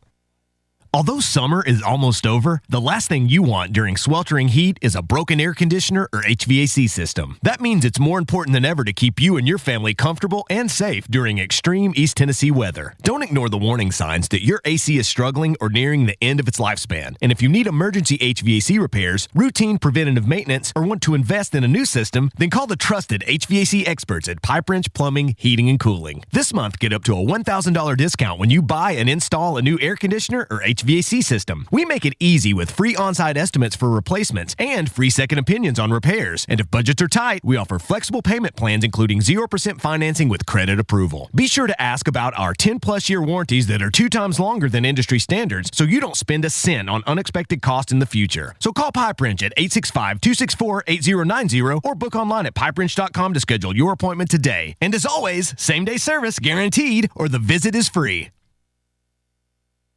Hi, I'm Jim Simpson, owner of Simpson Meats. When's the last time you grilled a really good burger or steak? One your friends still talk about. Our goal at Simpson Meats is to make that happen every time you have a cookout. All of our cuts of meats, steaks, burgers, briskets, and pork are always fresh, flavorful, and sustainably sourced. We are family owned, so we know the importance of knowing how and where your food is raised. We have been putting quality first since 1888. Visit our butcher shop off Lovell Road or online at simpsonmeats.com. Life never stops moving, and between the 30-minute commutes, daycare pickups, weekly soccer practice, Tuesday night yoga, X number of coffee runs, and that weekend trip to Grandma's, you're racking up the miles. What you need is a tire that can keep up, a tire designed for doers, a tire that's going to last, like the exceptionally long-lasting Michelin Defender tire. With an 80,000-mile warranty and the safety and comfort you expect, you can forget all about the miles ahead and focus on getting to your destination or conquering your to-do list. Fleet Tire, I-275 exit 1B at East Woodland Avenue in Knoxville. That's Fleet Tire, I-275 exit 1B at East Woodland Avenue in Knoxville. Fleet Tire. Basilio here for Budget Transmissions. TGMD, the great Matt Dixon, took his Ford Escape to budget, and like our Gold Bullet back in the day, it was a total mess. And now, Matt's back in the game. He's got a new transmission, axle, wheel bearing, both radiator hoses, engine mounts, coolant hoses. I mean, his Ford Escape was about to escape to the junkyard, but he didn't begrudge it. He took it to budget, and now he's on his way back to Omaha. Budget Transmissions, over 30 years in business, conveniently located in Bearden. All extended service contracts are honored. A gold certified Repair Pal member. 865-584-4391. 865-584-4391. Budget Transmissions. Don't begrudge it. Take it to budget. Hey there, Basilio family. Jennifer Morse here with Keller Williams Realty. The countdown to fall football is on. Is your fall plan missing the perfect home to watch the Vols make another playoff run? If a new view is on your game day checklist, I'm ready to help you find it. Don't wait until kickoff. Give me a call today at 865-694-5904 or visit my website at nextmovesmokymountains.com. That's nextmovesmokymountains.com, and go Vols. Basilio here reminding you that when you want to sell your extra tickets to the game, you don't want to give your life away online with all your personal information just because you want to sell a few extra tickets. Clark Moore at Select Ticket Service will gladly buy your extra game tickets and your extra parking passes. And the best part, Clarkie Boy pays cash. 865-919-1016. 865-919-1016. Clarkie Boy pays cash at Select Ticket Service. Clarkie Boy pays cash. Tony B here with the great Zakai Ziegler for Advent. Whoa. Tony, I got this. Hey, Tennessee, it's easy here. Next time you have an electric issue at your home or business, call my friends at Advent Electric. With offices in Knoxville and Nashville, it's Mama's Easy approved. You heard it from the most electrifying player in the league. Call the service professionals at Advent Electric, 865-588-0631. Online, adventelectric.com. Tell them ZZ sent you. The topic, obviously, today, the 9 games. We went the 9 SEC games, but really the next story, the next thing to stick a pin in is who are the 3 permanent teams on your schedule.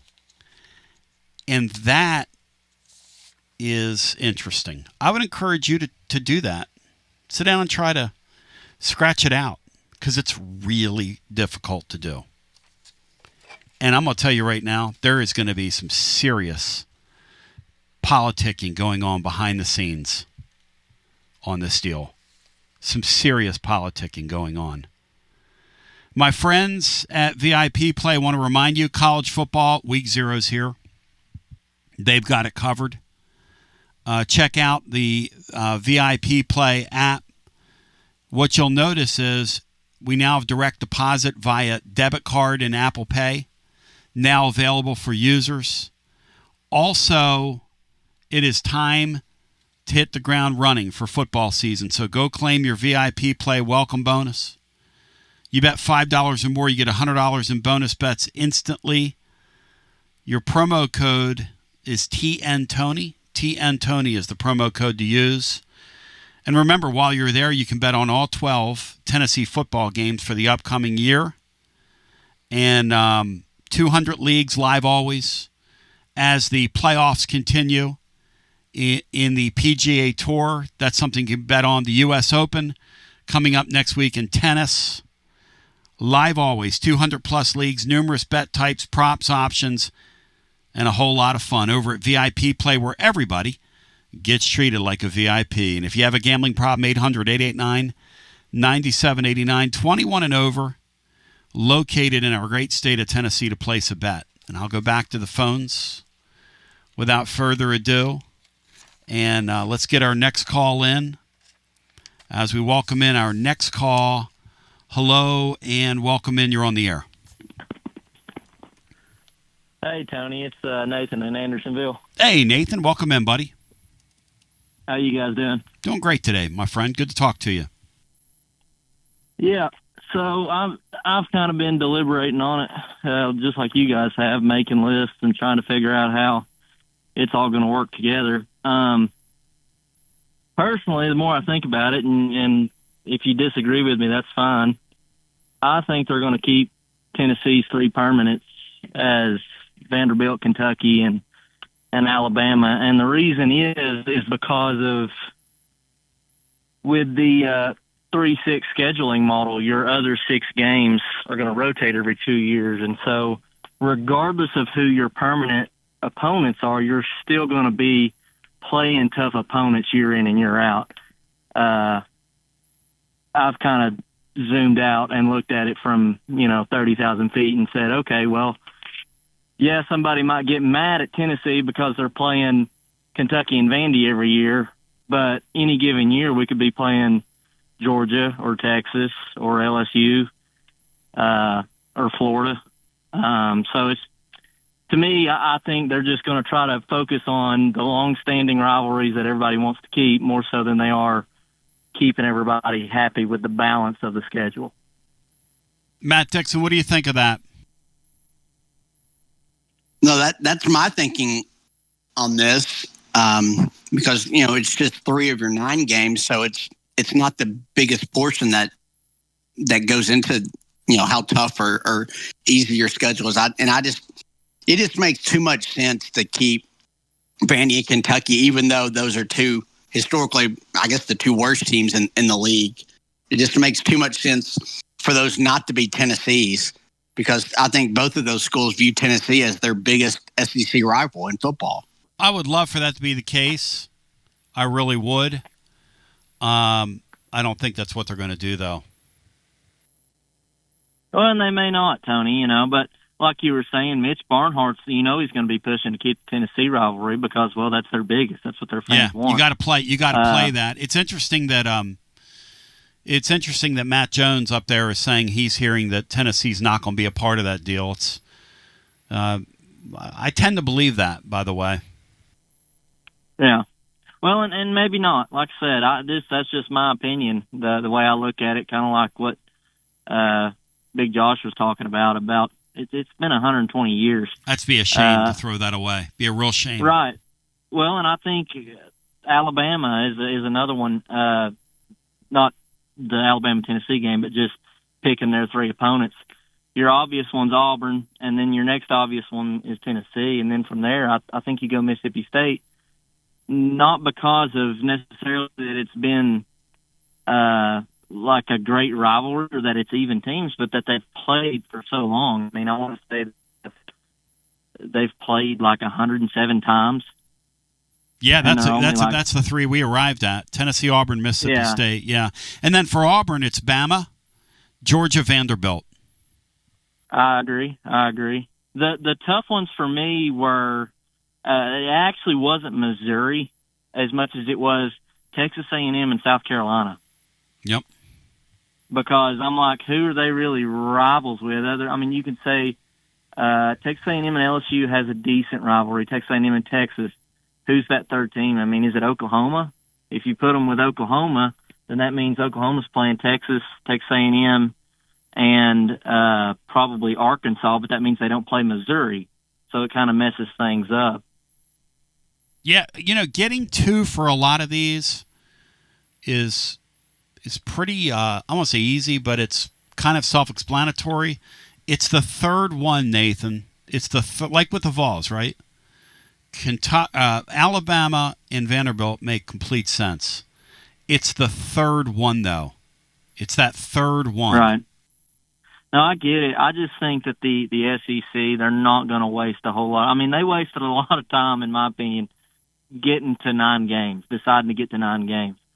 I don't think they're going to waste as much time deciding who everybody's going to play. I think they're just going to take the easy route and say, okay, look, if you're got obvious ones, we're going to do the obvious ones.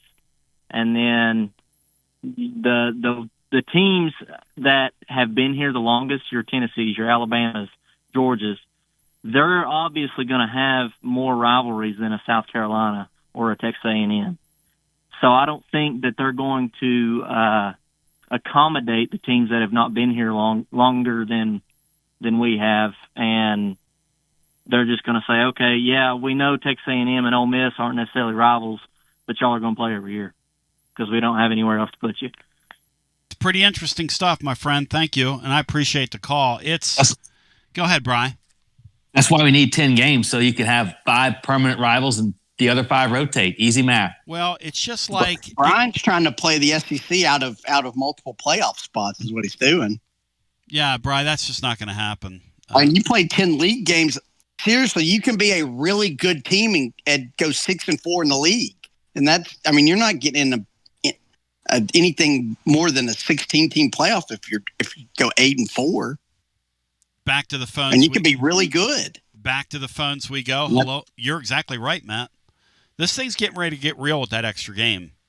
No, that's the thing. It's going to be interesting to see how fan bases react when you go 7-5, because that's typically not a great year.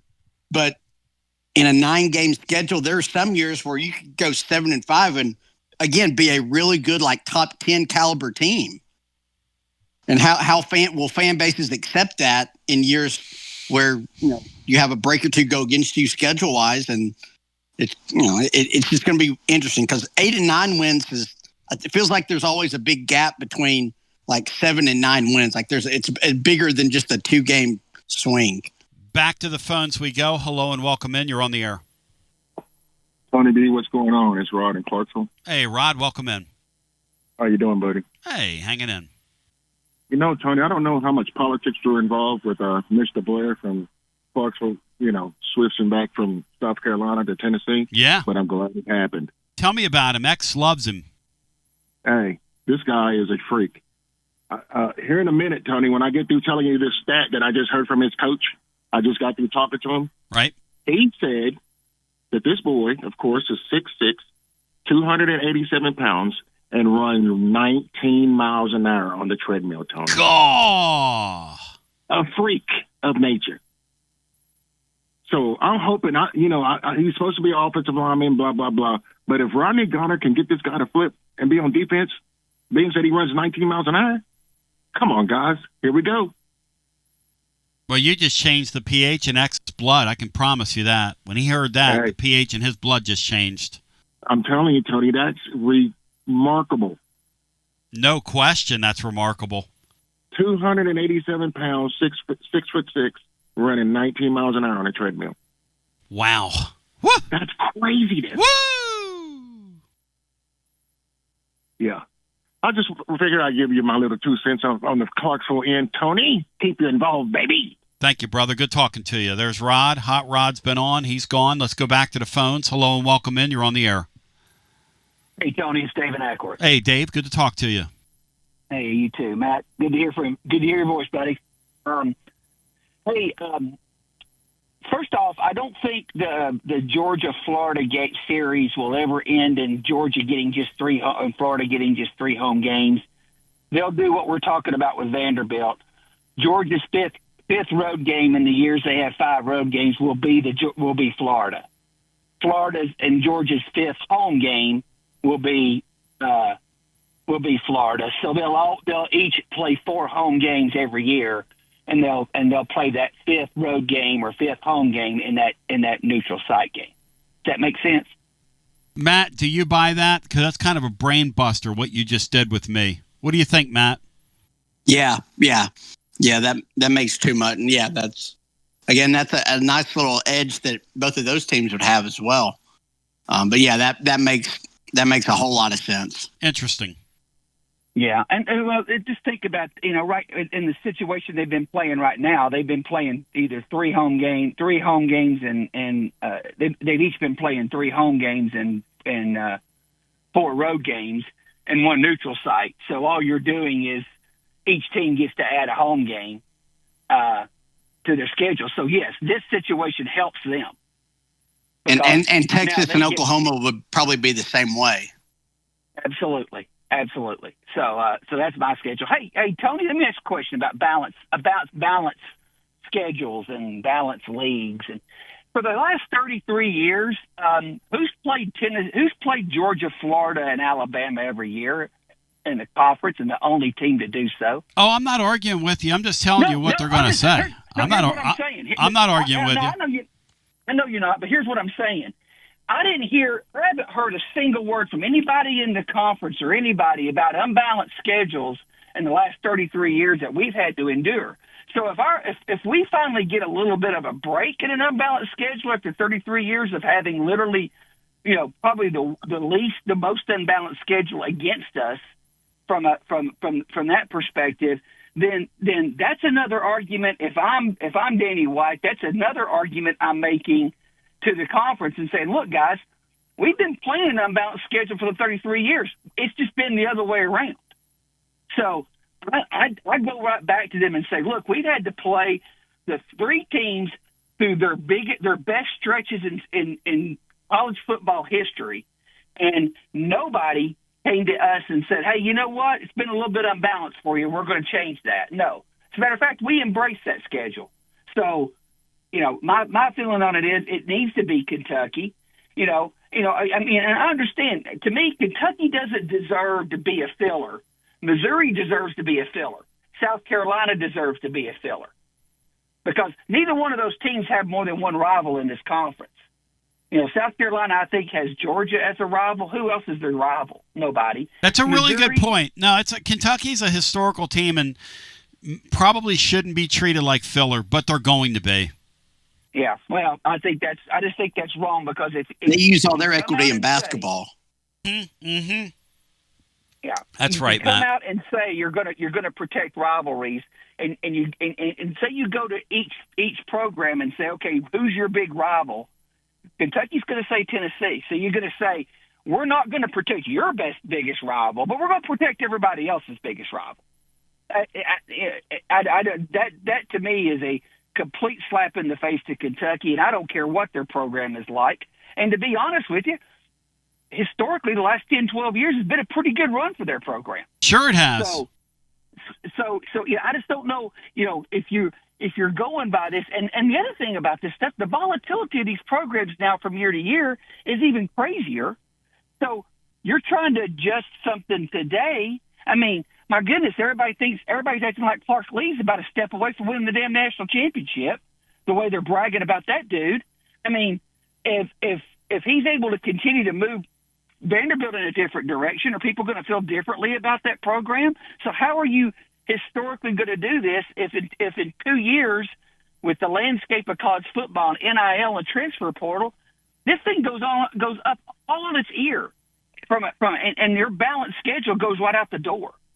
So, I think you've got to look at true history of the conference and the true rivalries and throw out this other stuff, because everything else is going to even itself out with a 9-game Hey, Dave, how much you think that commissioner cares about the true history of the league, and how much you think our athletic director, more to the point, cares about the true history of the league? Now, you guys are right. He should be on the phone with Mitch Barnhart saying, "Hey, Mitch, that's 122 years. We're not going to throw that game away." Yep.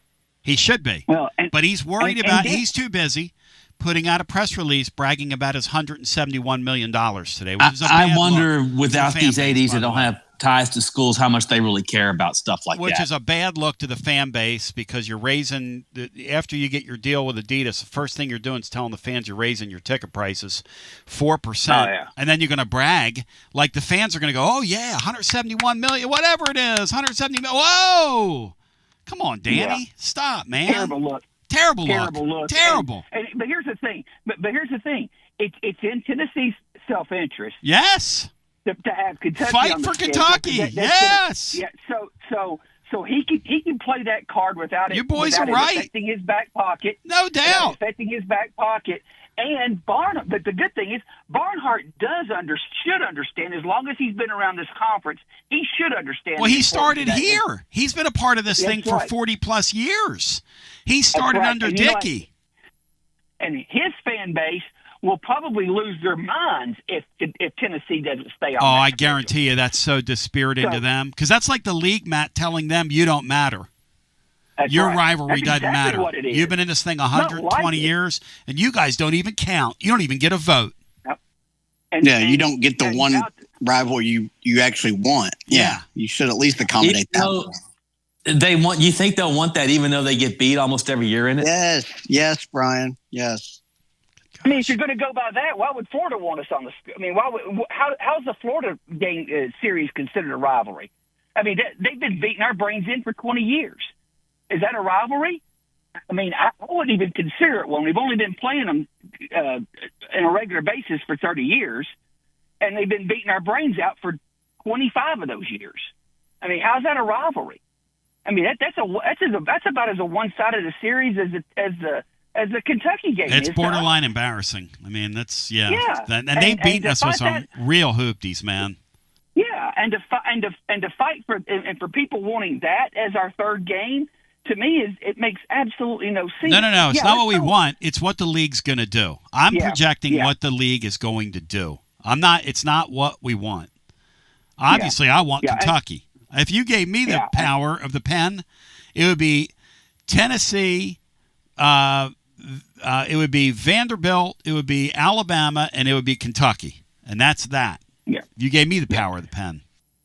Out the door, I'll say this. I'm going to still stay to this and stick with it. I don't want a 10-game schedule, but I want a 20-game league. I want it split up into East and West, and we play 9 games. We play everybody in our division only, and we just ignore that other division, and they're just in my mind, the new Southwest Conference that we hardly play. To me, that may be the best way to fix this thing. And then that way, there's no disparity in schedules. You play everybody on your side of the bracket every year. And it's all sitting on home and away. But Tony, we lived that world when we was 10 games in the conference, 10 teams in the conference. We lived that world. We lived that world for 30, 40 years. You're the man, my brother. Thank you. Yeah. Well, I like I like that old league. Nothing wrong with that. Well, think about this. You only played Florida and Georgia twice in 8 years in that old format. You only had 6 league games, 10 teams. Which I don't know that was enough. So the calls are still coming. I'm in the studio today because Laura has like a doctor's appointment or whatever, and so I don't know how much TLD logistics overtime I can do. I'm going to do some. My back's kind of twitching at me here. Like those of you that have been here know what I'm talking about with the leg and the pain and the whole thing. So I'm just trying to hang in with you. So we will do a TLD logistics overtime. But I don't know how long it'll be, but I'll get some more calls in and we'll get some more conversation. We've had some spirited conversation. Matt, it's interesting, the response to the Kentucky series. Folks are pretty fired up about it. Yeah, as we should be. I'd much rather play Kentucky than Florida. It's a huge advantage for Tennessee, but Tennessee and Kentucky is just a historical game that should happen. I mean, it's not a .com rivalry that just popped up in the late 90s. It's such a good point. You have the beer barrel. It's an easy trip for both fan bases. I mean, nobody enjoys a trip to Gainesville. Nobody. It's awful. Yeah, those people. Even if Tennessee won every now and then down there, the trip's awful. If you're a Florida fan and you're listening to us right now, we love you, but we don't want you on our schedule and you're white trash. Your game on our schedule is a blight. It's like a blight. It's like a total blight. Till we meet again, for all those behind the scenes, I want to thank Matt. I want to thank Brian. I want to thank C for helping me out with that schedule grid. And our mystery guest last night, we went off. It was wild. We were arguing and fighting, and I can't imagine what it's going to be like at the league level. But Dr. Danny, it's time to roll up your sleeves, bro. Stop putting out tweets, congratulating yourself, and start rolling up your sleeves and keep Kentucky on your schedule. Show us something, my man. Show us something. We love you. We appreciate you. Have a great weekend. WJBE 1040 AM 99.7 FM. Translator W259 AP. Powell, Knoxville.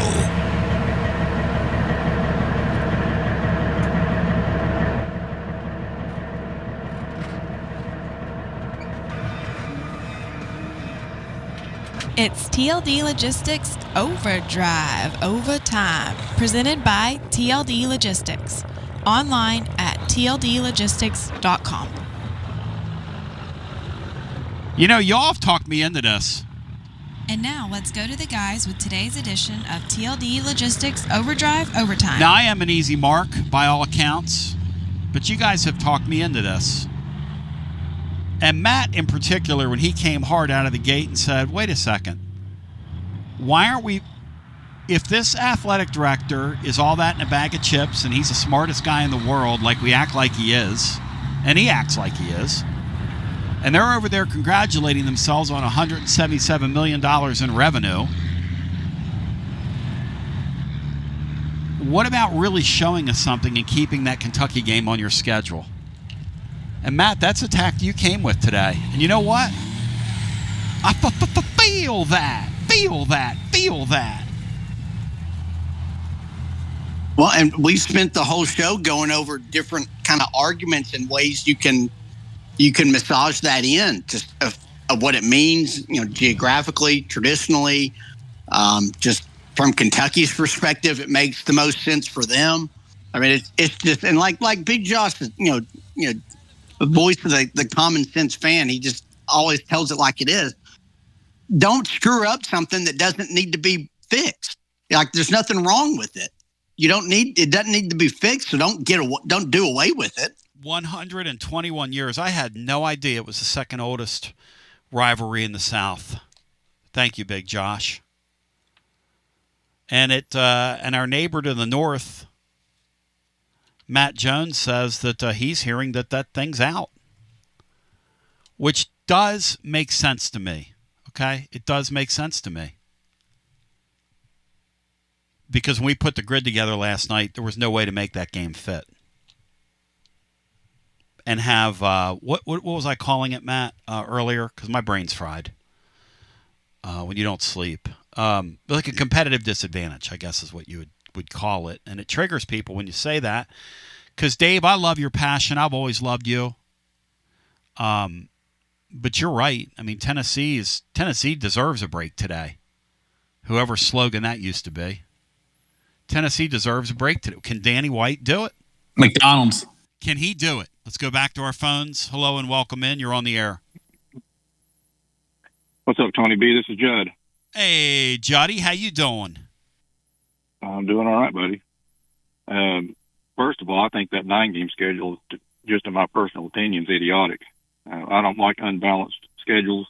But here's, admittedly, I'm not a really football guy, so yep. This may be the most idiotic thing you've ever heard, but this is what makes sense in my brain. And I know W. Lynn is not going to like this. This might put him in the grave. But because we're paying players now, college football has turned into the minor leagues of the NFL. There's only 32 NFL teams, if I remember correctly. Yes. There can't be that many more relevant teams in college football anymore. So I don't know why, since they're the two power leagues right now anyway, you got the big random and the SEC, why they don't form a partnership, keep an 8-game schedule, and then play 2 of the other conference every single year. So basically you'd have a 10-game schedule that still allows you room for 2 cupcakes. And frankly, the lower Division I teams are going to turn into the cupcakes because they just can't afford to keep up. I mean, Texas Tech has proven that the way they're buying players now. They got some guys that said, hey, if we want to compete, we've got the money. Now you can buy your way in. And if they were to form a partnership, they would lock everybody else out. And then you could have SEC could pick up North Carolina. The Big could pick up Virginia, Miami. SEC could go out and pick up, if Texas Tech can buy their way in, you'll end up with somewhere in the neighborhood of, 40 to 50 teams. But that's pretty much the relevant teams. And then you could divide it up. I guess the only hiccup there would you would probably have to have a commissioner, but that just seems that seems like overly simplistic to me. I don't understand this current format. It's almost like the girl that's revamping Cracker Barrel is doing college football now. I don't get it. What a great line. Listen, the fact is that when you get down to this whole thing, the television networks have an insatiable appetite for live sports. In an era where everything else is disappearing, live sports is just blowing up. It's just blowing up. If you look at TV rights fees, the folks from UFC just got like $1 billion a year deal. Even WWE, as stale as their product became, reaped a windfall. All these leagues, and Judd, I talked about it in the blog earlier this week. And within 5 years, you're going to see a 40-game college basketball regular season schedule. And the reason they're going to do it is that they're paying these players, which is what you're talking about. These guys are professional athletes. We can go round and round and pretend like they're not. But to your point, these guys are professional athletes. Now, the one thing I'll say about football is it's an inherently dangerous sport. And you have to be very careful with that, with exposure. So W. Lynn is right from that perspective. But guys go on and play in the NFL 10, 12, 14 years. I mean, I feel badly for them when that happens. I mean, they make a lot of money, but, geez, what the sport can do to your body, it can be very, very cruel. There's no doubt about that. So everybody's a little right here, I think, is what I'm trying to say. Yeah, I just see it as the SEC and the Big are obviously your feeder programs. Oh, that's where all it. the money is. Yeah, they're the AFC and NFC in this thing. They're the ones that are going to be holding the cards when it's all said and done. So I just think embrace it instead of fight it and deny it. Embrace it, and then go ahead and pick off these other conferences, get North Carolina, get Virginia for whatever they would add. Yes. Selfishly, I've always wanted West Virginia. Yes. That's kind of like my guilty pleasure. I agree because with I that. love the fan base. Yeah, I agree with that. Don't know that they've got the money, but still, that just seems like the way it would go with me. And for folks like the Hall of Fame caller or WLN that saying that we would partner with the big, I think what we could do to appease people like WLN, we could still continue to call it the SEC. We would just change it to the Southeastern Confederacy instead of Southeastern Conference. And I think he'd be okay with that. But that's just, I don't know, that's the way. Greed and money tend to ruin a whole lot of things. And I don't know. It's just college football is such a great sport. Like I said, I'm not an expert in it. I watch it until basketball tips off, and then I'll watch the bowl games. But it's still an enjoyable sport to watch, and it's just like greed, money's. In my personal opinion, it's just kind of it's not going to be as fun as it used to be. Boy, I'll tell you. But I'm 50 years old. So that's right. And I'm 58. So when I first got here, walking into Neyland Stadium for the first time, when it was a, how do you put this? Like a non-commercial entity, you know? Which is ironic because I make my living in the marketing space, and I see the value of that, obviously. But such a difference. The league back then, the way the games felt, the us against them nature of the rivalries that permeated my conference is better than your conference, the arguments at the end of the season. That's why I was never in favor of a playoff. I never liked the idea of a playoff because I loved it the way it was. It was so unique. And now, to your point, it's a mini NFL, which is what it's going to become, that's going to be inferior from the perspective of these guys can move every year. I mean, this is stupid. That Nico walked out the door here is the dumbest. That is so dumb. But that's where we are. Well, you know what? Now, on the way out here, Tony, the Nico thing, I was talking to a recent former player. Yeah. And Nico is a lot like Garantano, except Garantano, by his admission, he's a tough SOB. Like, oh, I believe that. Nico's got none of that. But he said that the issue with both of those guys, it doesn't matter how pretty they can throw a pass in 7-on-7. Once the ball is snapped, they cannot process information at game speed. And he said Nico will never play NFL. He cannot process at game speed. And he says once his primary is covered, he can't process information fast enough. Now, that's not saying that he's not intelligent. He's like Jarrett was one of the brightest football guys he's ever been around in his life. Knew the playbook better than the coaches. Until the ball was snapped. And he just couldn't process at game speed. And he goes, if you can't process, you got little guys like, what's the little guy that's in the NFL now? Rookie. Let's see, it's not, what was the little kid at Georgia? Stetson Bennett. Stetson Bennett. Yeah, Bennett. So he's functioning, so far. Yeah. But he's functioning because he don't have the physical gifts, but he can process at game speed.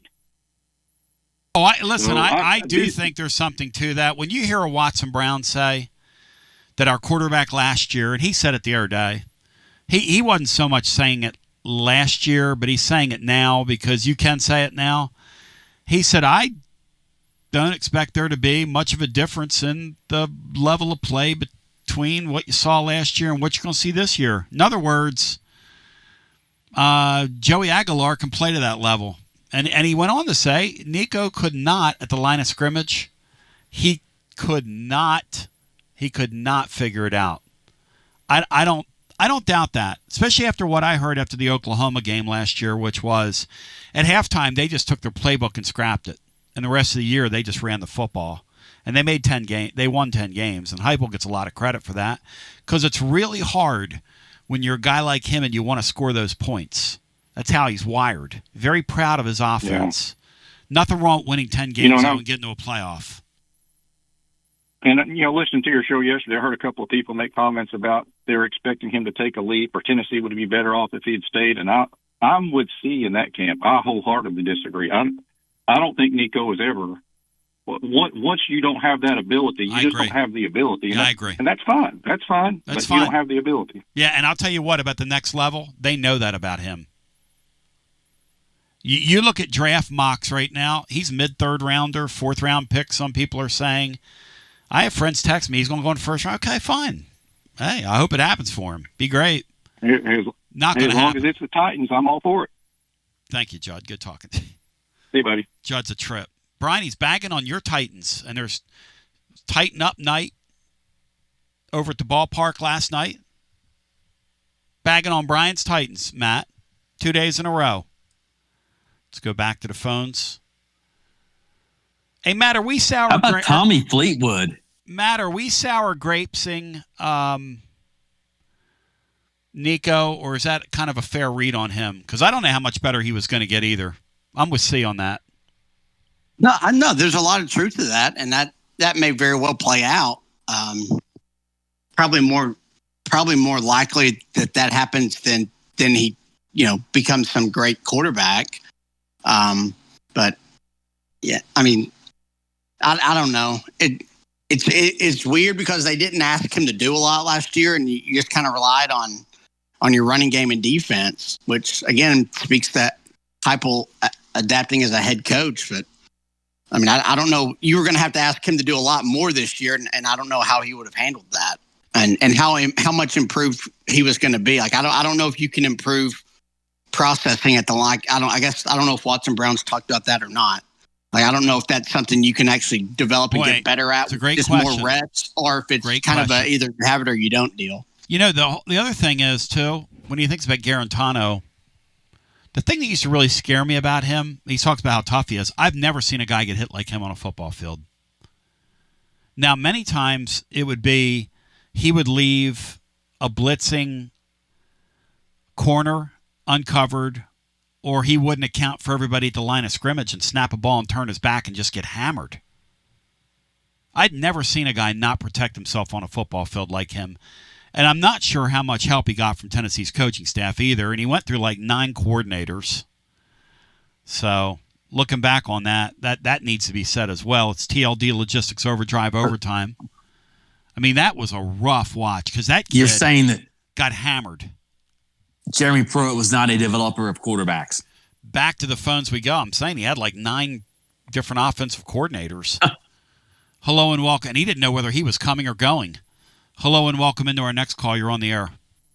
Hey, Tony, Seth from Chattanooga, first-time caller. Appreciate you taking the call today. Good to talk to you, Seth. Thank you. Yeah, appreciate you also hanging in here with us through all the ailments you're going through. Definitely in our prayers, brother. Thank you, brother. All right, so I wanted to get direct to the Kentucky point.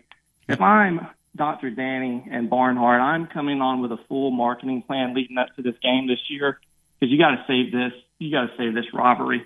And here's how it goes. When that bus pulls up to Kroger Field there in the later part of the season, that door opens. That barrel is on one of my offensive linemen's shoulders, and it goes straight to midfield during warm-up. Oh, I love that idea. Dig the barrel back up. I love that idea. Do they know where the barrel is?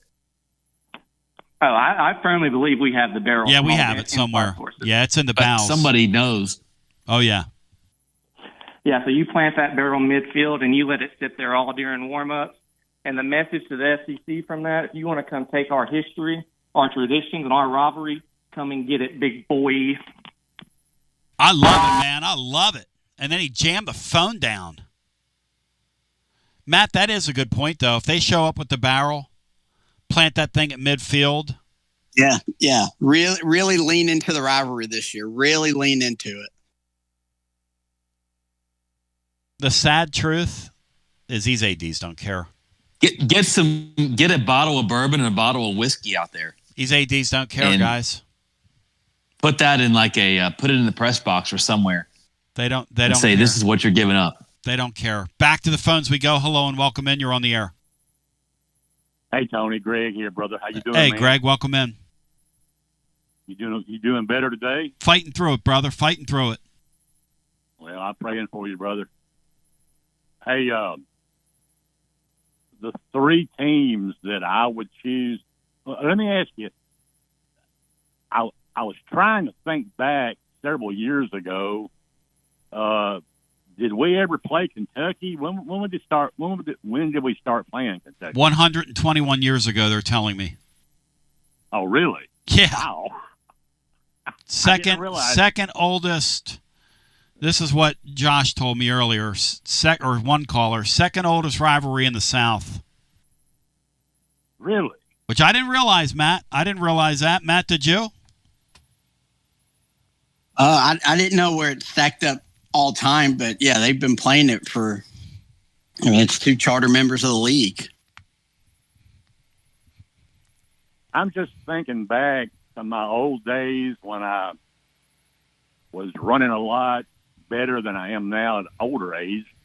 Used to go to a lot of Tennessee games when I was married.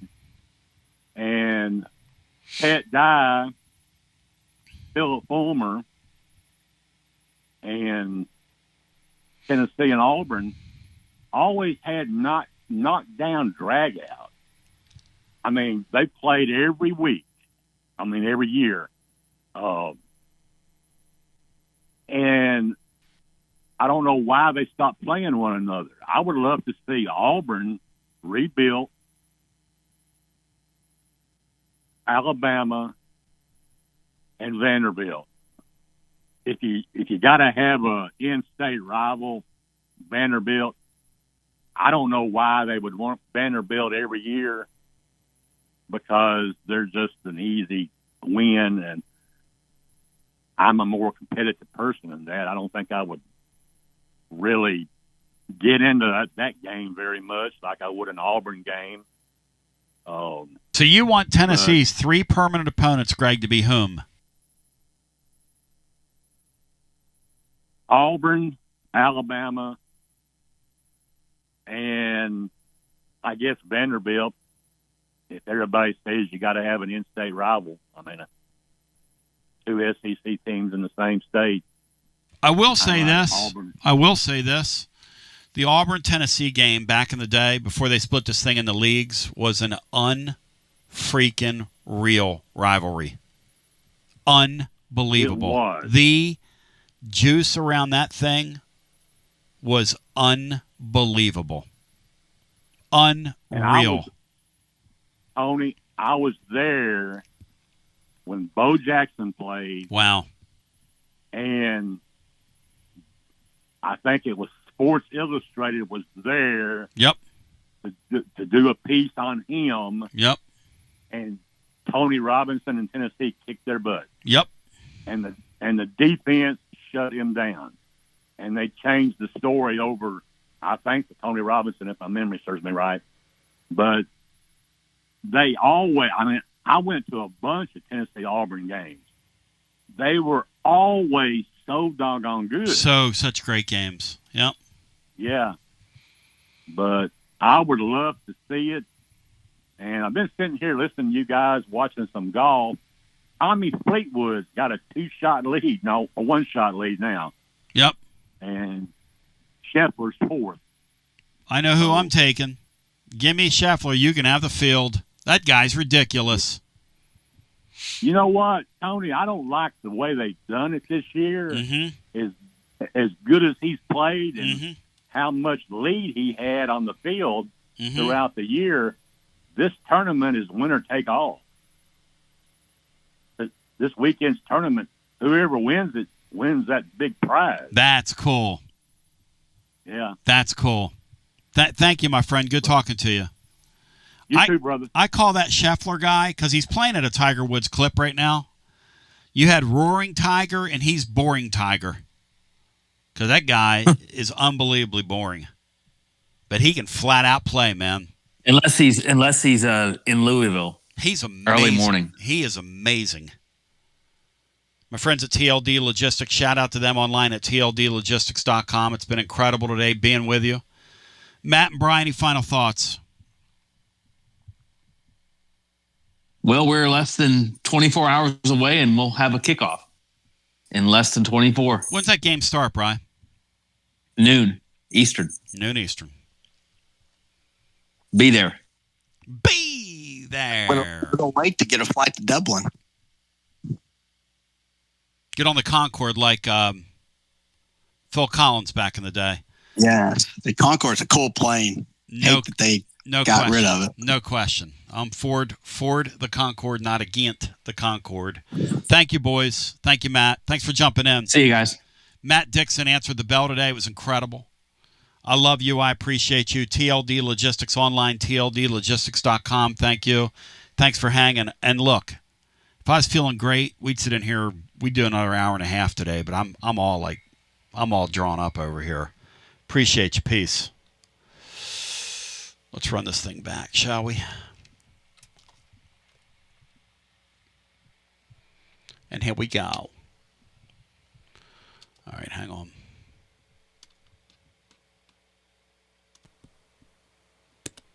And here we go.